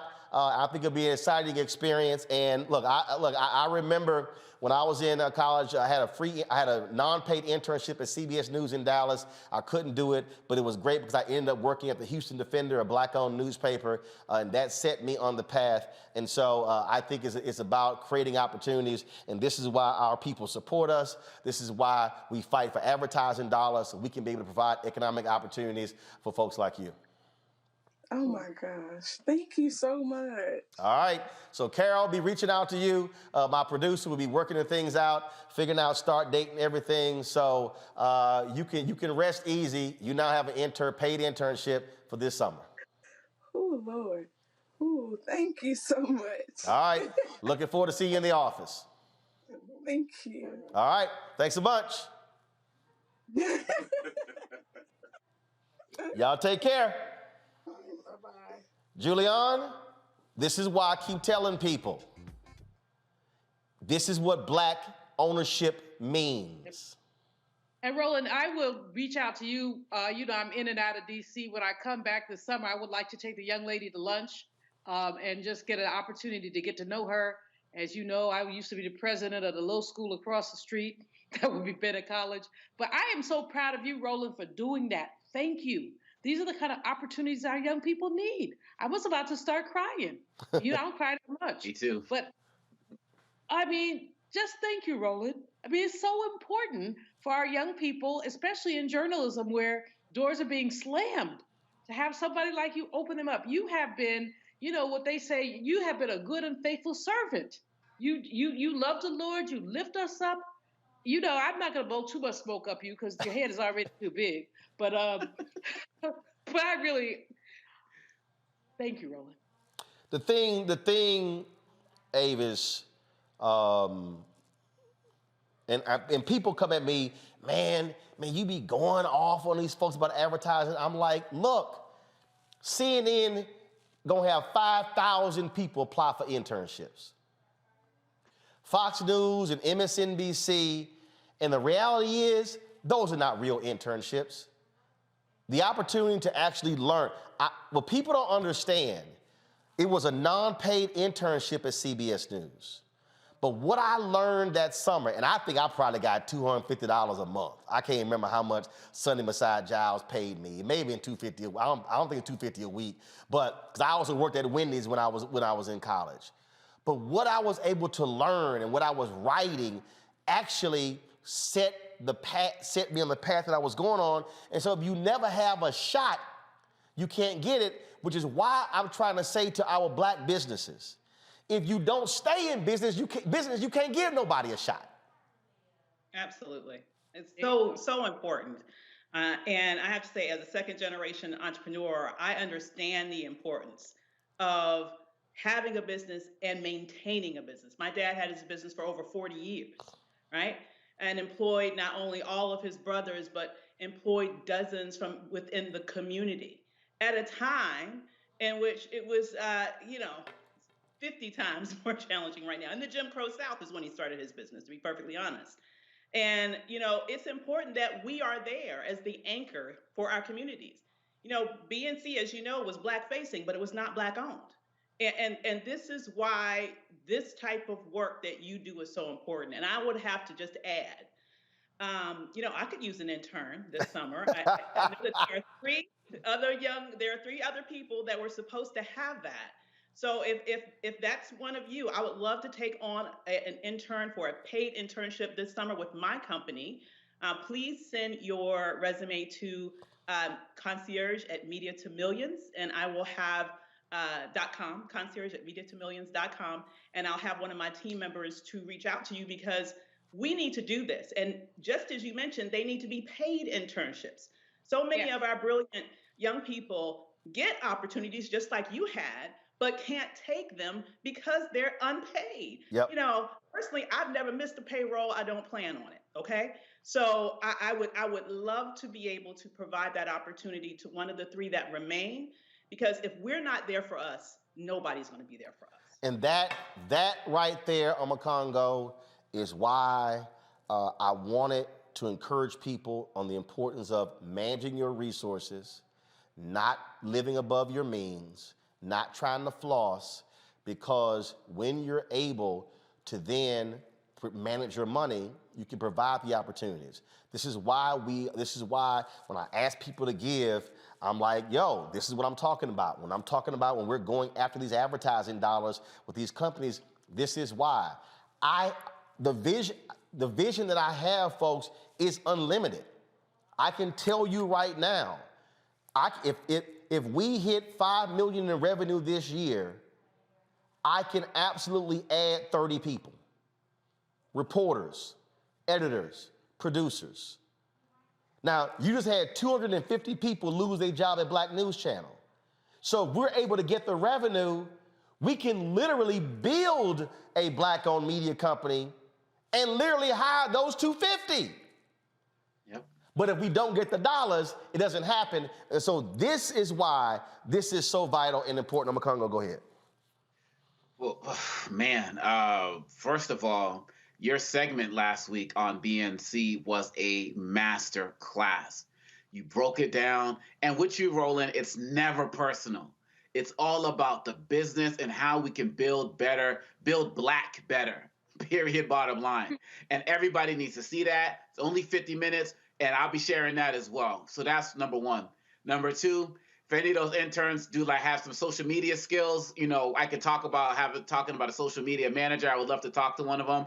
If they don't even make it here, they can do that stuff at home. But lastly, I can't have, Dr. Julian Alfred to hook up with them and take them out. And Dr. Avis, taking them on other interns, and then I not do anything. So I'm just saying, you bring them down here, Roland, they get, free yoga, Pilates, and all of that for their entire time here, because we own our own business too. And they can come exercise for free. All right, we'll do that. And I did, so I just sent a text message to Gary Wordlaw. I've known him for 30 years through NABJ. He was one of the people at BNC, asking him to send me those 4 students who won BNC scholarships so we can place them if they've not gotten placed. And so we're gonna do that. And so to everybody who's watching, again, this is why when I ask y'all for support, you understand now what I'm talking about. Some of you understand, because I get people hitting, man, you be up there begging. Yo, that's a paid internship. It's gonna be more than $6,000, $8,000. And so when I'm asking you to give, when I'm asking you to stand with us, and we're going after the Biden administration to force these agencies and the ad agencies that they hire to spend with Black-owned media, that's what I'm talking about. $1 billion the federal government spends every single year on advertising, and Black-owned media gets 1%. Nah, we ain't satisfied. But we want y'all to support us in what we do. So some of y'all already hitting me up. P.O. Box 57196. You want to send a check or cash, a check or a money order to P.O. Box 57196, Washington, D.C. 20037. You can also hit us up, Cash App, $RM Unfiltered. PayPal is R Martin Unfiltered. Venmo is RM Unfiltered. Zelle is Roland at RolandSMartin.com. Roland at RolandMartinUnfiltered.com. Trust me, you support us. Your dollars matter. Y'all are sitting here. Sending stuff with us right now. I already see, giving coming in. I appreciate every single one of you. I'll be giving y'all a shout, and we told you, our goal is to get 20,000 of our folks to give an average of $50 each for a year. That's $4.19 a month, 13 cents a day. If you can't give that, I appreciate Cynthia Reed. She sent $5. Cynthia, I appreciate your $5, just as I appreciate Carla Spivey's $50. There's some who give more. Y'all, this is what I'm talking about, how we are able to build and grow. This is no different than when Black people took out newspapers, subscriptions back in the day for the Chicago Defender, for the Atlanta Daily World. It's the same thing. The only thing that I've done here, I purposely not charging you a minimum every month. Because some people, in fact, somebody came to me, somebody hit me on Instagram who told me my revenue model was wrong. A brother told me I should be charging subscription fees. He said, you're using the wrong revenue model. He's in venture capital. And I said, brother, you don't know what you're talking about. I said, if I chose to charge my followers $4.99 a month, then there are people out there who watch me right now who can't support us because they can't spend $4.99 a month. But there's somebody, if they got $5, they send $5. And I got some checks that are $5 and $10. I got some money orders that are $5 and $10. And they are just as important as the sister who sent $2,500 last week. Another sister sent $500 last week. There was a brother last year who sent $5,000 for our app. That $5 person is just as important as that $5,000 person. So I purposely am not charging our people a monthly subscription fee because I want you to have the information that we're giving you. And if all you can do is $1, we're appreciative. Or 5 or 10, we're appreciative. And you can do more, we appreciate that as well. And so I do this because I need y'all, I want y'all to see what we're doing. Because you are seeing how we're changing the game. You're seeing how we are impacting somebody's future by creating opportunities and creating the next generation of journalists. I want there to be 5,000 Roland Martins. But it ain't gonna happen if we don't train them, equip them, teach them, and then release them out into this world. So I gotta go to a break. We're gonna come back with our Fit, Live, Win segment. Also, some breaking news. Will Smith has apologized. I'll show you that next on Roland Martin Unfiltered on the Black Star Network.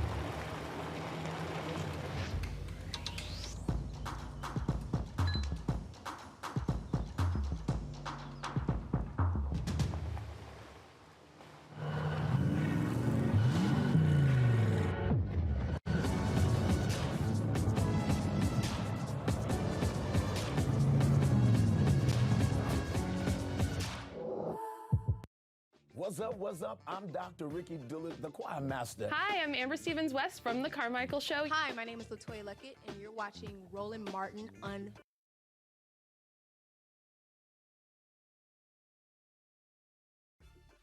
Breaking news here.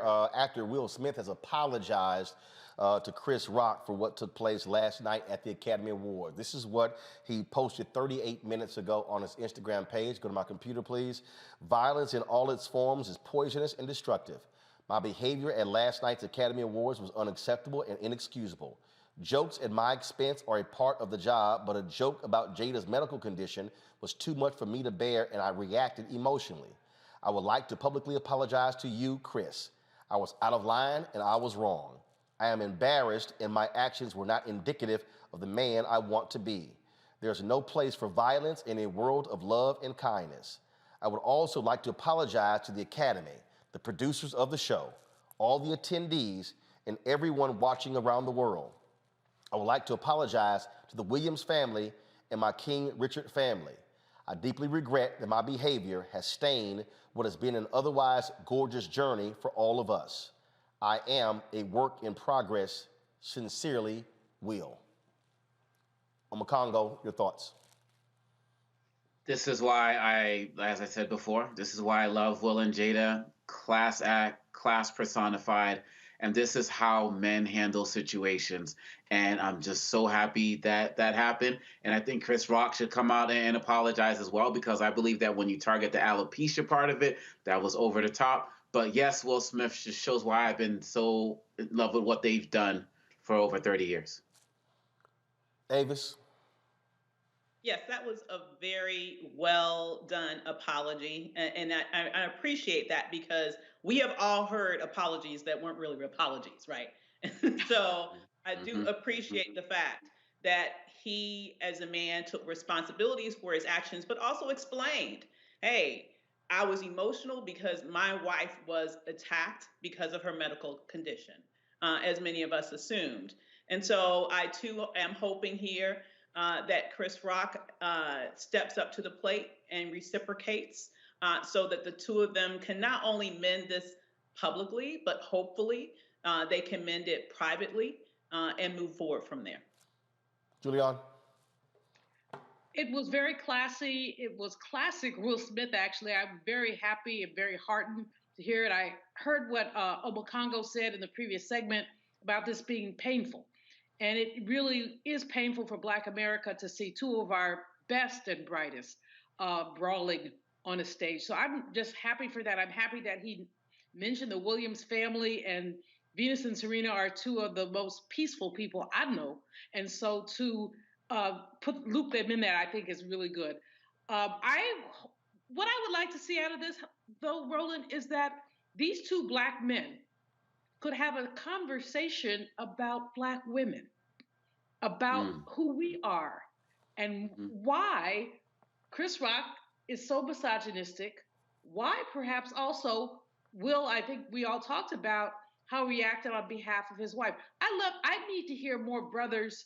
You know, we have all this stuff for Black men, and we also have all this stuff for Black women, but I think we need to be much more intersectional. So I'd like to see them lead a conversation, maybe that you moderated, talking about Black women and about many ways that, as Avis said earlier, we're the mules. We're at the bottom of the totem pole. Why? And what are our brothers prepared to do to lift us up? Give me 1 second, because it looks like Chris Rock has issued an apology. Give me 1 second.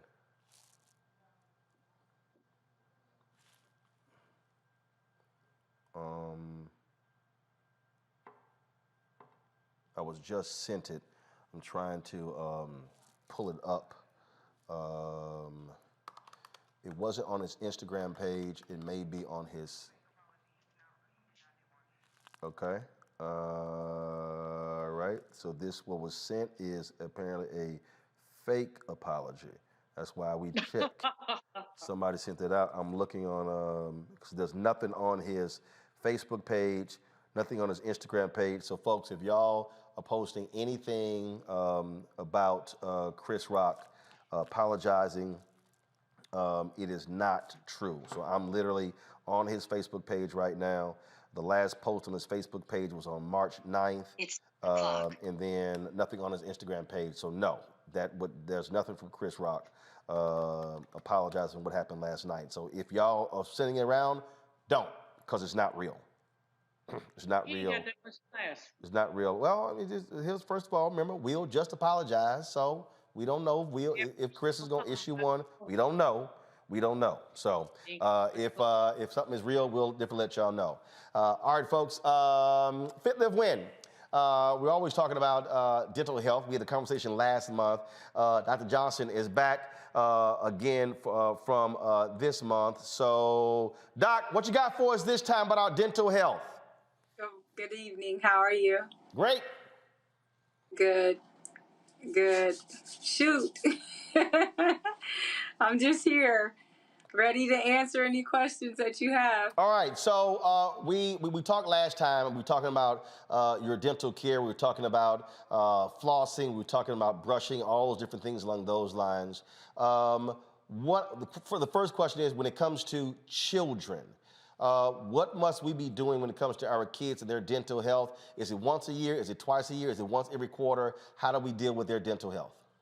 At the age of 2, we recommend that they're seen twice a year by their dentist to have regular cleanings and checkups. Typically, we won't do any x-rays at that age, but we'd like to see them from 2 on, twice a year. So twice a year. Also, all right, so from parental standpoint, what are we looking for? What must we be doing? Saying what they can and cannot eat, or stuff along those lines when it comes to their again dental health.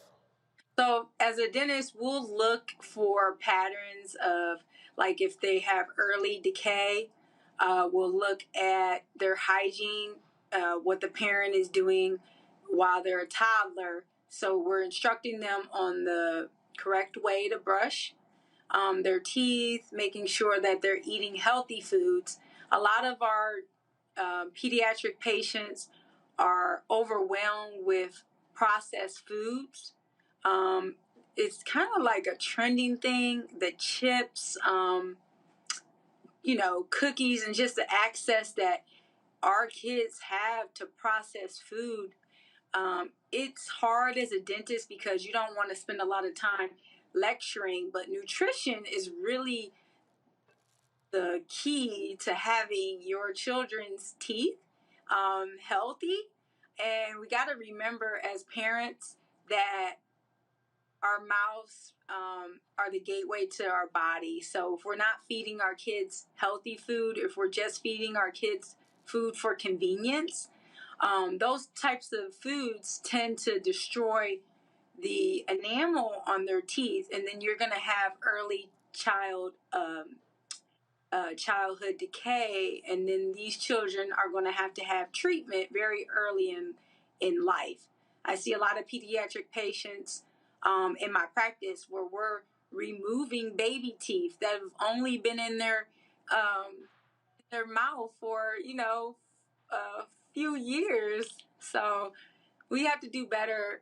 Beverage wise, we ask our parents to limit juice to a cup a day, not a bottle. Wait, hold on. A cup a day? So so not even a whole Capri Sun?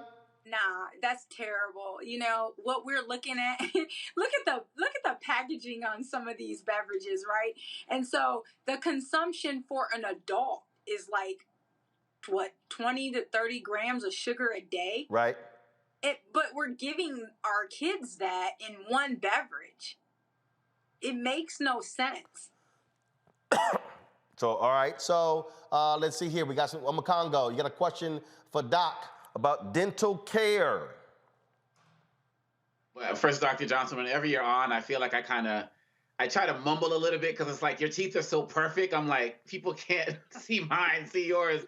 You're just amazing in what you do, and we really appreciate that.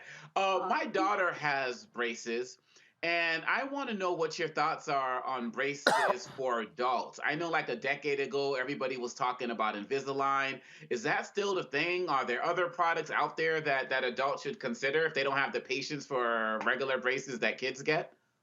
Yeah, so Invisalign would be the alternate to traditional braces. So you're not wearing a bracket, you're wearing more of like a mouth guard, and you're changing those trays on every 2 weeks, and you're able to still floss your teeth. You can take them out to eat. So in that way, it's a lot easier than traditional braces. The downside to the Invisalign can be sometimes cost. It's a little more expensive than traditional braces. And then also, people tend to not be as compliant, where they don't have a choice to wear the traditional brace because they're glued to their teeth. Sometimes we have patients that won't wear the trays, so they don't. Yeah. So I think braces. Well, I'll say this here. Invisalign is great. I did it. You're absolutely right. You got to be very responsive. I was at the Alamo Bowl, and I'd actually taken the Invisalign out to eat, and I put them in my. I didn't have my tray. I put them in the napkin on my tray. Then, of course, took the tray away, put it in the trash. I was like, oh, damn. Oh. So I had to call my dentist in Chicago, like, Doc, I need a new tray. So it actually happened a couple of times, but I much prefer them than those metal damn braces that were on all the time. So yes, I definitely endorse Invisalign. Avis. Hi, Doc. So to me, one of the things that, once again, with adults as well in dental care, one of the things oftentimes we think about is how can we best whiten our teeth? And there are a lot of different products out there that you can use at home. But, I often wonder how safe they really are for our enamel, right? And for our teeth. And so do you have any suggestions about teeth whitening at home, or does it just make sense to go to a professional like you if you're interested in getting some whitening done for you? You mean like people say the charcoal, brush your teeth with charcoal and all that kind of stuff? Yeah. Go ahead, Doc. So I have the first part of the question. I have a lot of patients who can't really afford to come in. Our whitening that we do in the office is probably expensive compared to some of the over-the-counters. So those are typically safe. I can't recommend those type of products because as a professional, and we're not applying it and we're not teaching them how to use it, but some of them work well. Hydrogen peroxide is usually the component that will whiten your teeth. So if you're buying something over the counter, you would want to look for more of like a hydrogen peroxide base. The higher concentration whitenings you're only going to be able to get prescriptions for, and that would be when you go to see your dentist. So we do like Zoom whitening in our office. You won't be able to purchase that over the counter. Home remedies, as far as just whitening your teeth on your own, it takes a longer time, but you could pretty much use baking soda, peroxide. I have not experimented with the charcoal, so I can't recommend that. I personally don't see me putting charcoal in my mouth, so that's not happening. I'm just not doing it. So I think the way that we maintain our teeth also affects the whiteness. Sometimes people overbrush their teeth and they don't realize that they're causing the enamel to be thin, and it will make your teeth appear darker. Enamel is the white part of your teeth. When you brush too heavily, your teeth are going to appear yellow because now the dentin is being exposed. The other thing that I notice is people don't brush their teeth well. There's usually buildup and things and stain on their teeth, and so their teeth appear darker, and they really just need to get their teeth professionally cleaned.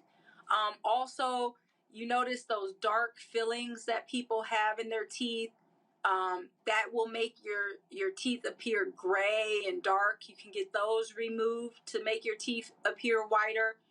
So I have a lot of patients, I just tell them use baking soda and, peroxide, and you can whiten your teeth naturally on your own. Improve your hygiene.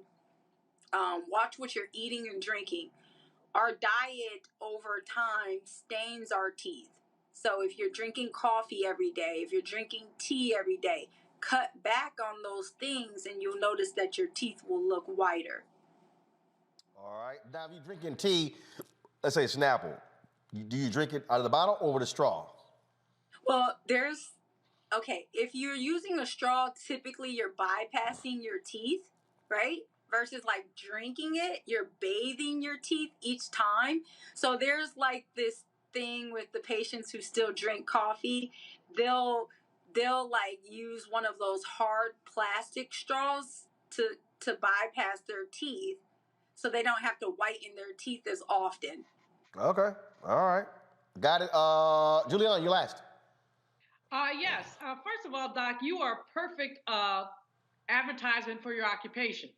Thank you. Really white teeth, your really big smile. I just love it. We ain't even going to show her hardcore fitness videos. I'm not ever going to stand by you because, hey, you got it going on. I was laughing at you and Roland because, Roland, I had more Invisalign adventures than you did. To the point of one time having someone go in the garbage can to try to find my tray. At which point I said, you know what? Forget it. This just ain't happening. But Doc, I want to ask you about mouthwash. Should we be using it? How often should we be using it? Is it just to get us rid of bad breath, or is there a reason why we should use mouthwash if we don't have bad breath? Okay, so there's several types of mouthwash, I personally do not recommend. I don't recommend mouthwashes with alcohol in them because they tend to dry your mouth out. So the Listerine, I don't recommend unless it's alcohol free. My favorite mouthwash has a xylitol product in it. I believe Spry is the maker of it, but it naturally builds the enamel in your teeth. So I do believe you should be using mouthwash, and in this sequence, I feel like you should brush your teeth using soft circles, okay? I feel like you should floss and then rinse with mouthwash because that helps to eliminate plaque and bacteria and the germs with these mouthwashes. So it's like kind of the wash away, right? From all of the plaque and debris that you're breaking off of your teeth when you're brushing and you're flossing. Xylitol is a natural builder. I am not a fan of fluoride. I still use it in my office because patients recommend it, but I don't personally use fluoride. My children have never used fluoride. My kids have like no cavities, right? So I would prefer xylitol mouthwash for my patients, older or younger, it doesn't matter. But yes, before bedtime, and it doesn't matter what time you're sleeping, I would recommend brush, floss, and then use mouthwash. All right, then. All right, Doc, tell people how they can reach you. All right, you can reach us at VIPSmilesINC.com. That's our website. We're also on Instagram at VIPSmilesDDS. You could reach us by phone. That's 216-475-0080. Okay. All right, then. Always good to see you. I appreciate it. Be chatting with you soon. Thanks a lot. All right. Thank you, Roland. Thanks for having me. All right. See, I told you that was painless. I told you. All right. All right. Thanks a bunch. All right. Let me thank Amakongo, Avis, and Julian. Thanks a bunch. We are awaiting, I'm getting back and forth information with regarding Chris Rock's apology. I was told that may have been posted prematurely. It was up, it was down, so we're working through it. So if it comes through, we'll have, of course, tomorrow on tomorrow's show. Again, let me shout out my man David Squires, who hit me up about Sydney and North Carolina A&T. Certainly glad. That's why I'm rocking their gear today. North Carolina A&T Aggies, and so provided an internship. And again, I did send an email to Gary Wordlaw to find out the other 4 students who had internships with Black News Channel, so we can make sure that they get placed. Folks, again, if y'all want to support us in what we do, also, let me say this here, a lot of y'all were trying to get on the Black Star Network app today. Y'all damn near crashed it. I don't know what happened, so I've already hit the Vimeo. We paid them way too damn much money for that to happen, so don't worry about it. Somebody be getting cussed out soon as I get off the air. So I got a serious problem with the amount of money we paying for the app to go down. So trust me, we are on it to figure out what went on. Download the app. Android phone, Apple phone, Android TV, Apple TV, Roku, Amazon Fire TV, Xbox One, Samsung Smart TV as well. And of course, folks, you can also please support us. I see a lot of y'all already been giving. Thanks a bunch. Again, P.O. Box 57196, Washington, D.C. 20037. Cash App is $RM Unfiltered. PayPal is R Martin Unfiltered. Venmo is RM Unfiltered. And of course, Zelle is Roland at RolandSMartin.com, Roland at RolandMartinUnfiltered.com. Let me give a shout out. Let me do this here, folks, to Harold Brooks. Harold, thank you so very much. Dexter Adams, thanks a bunch. Lori Jackson, James, let me see. Maria C.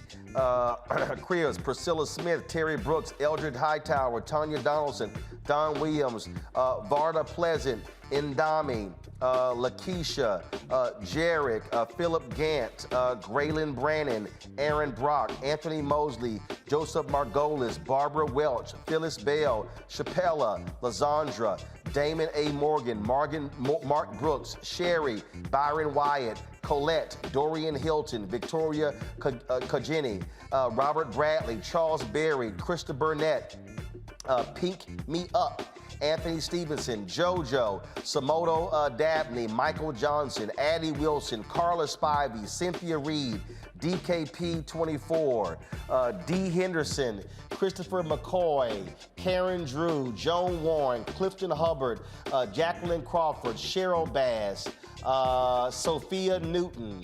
Let's see here. I'm going through here. Helen Evans. We also have, let's see here, Joan Cox. Let me go back to the top.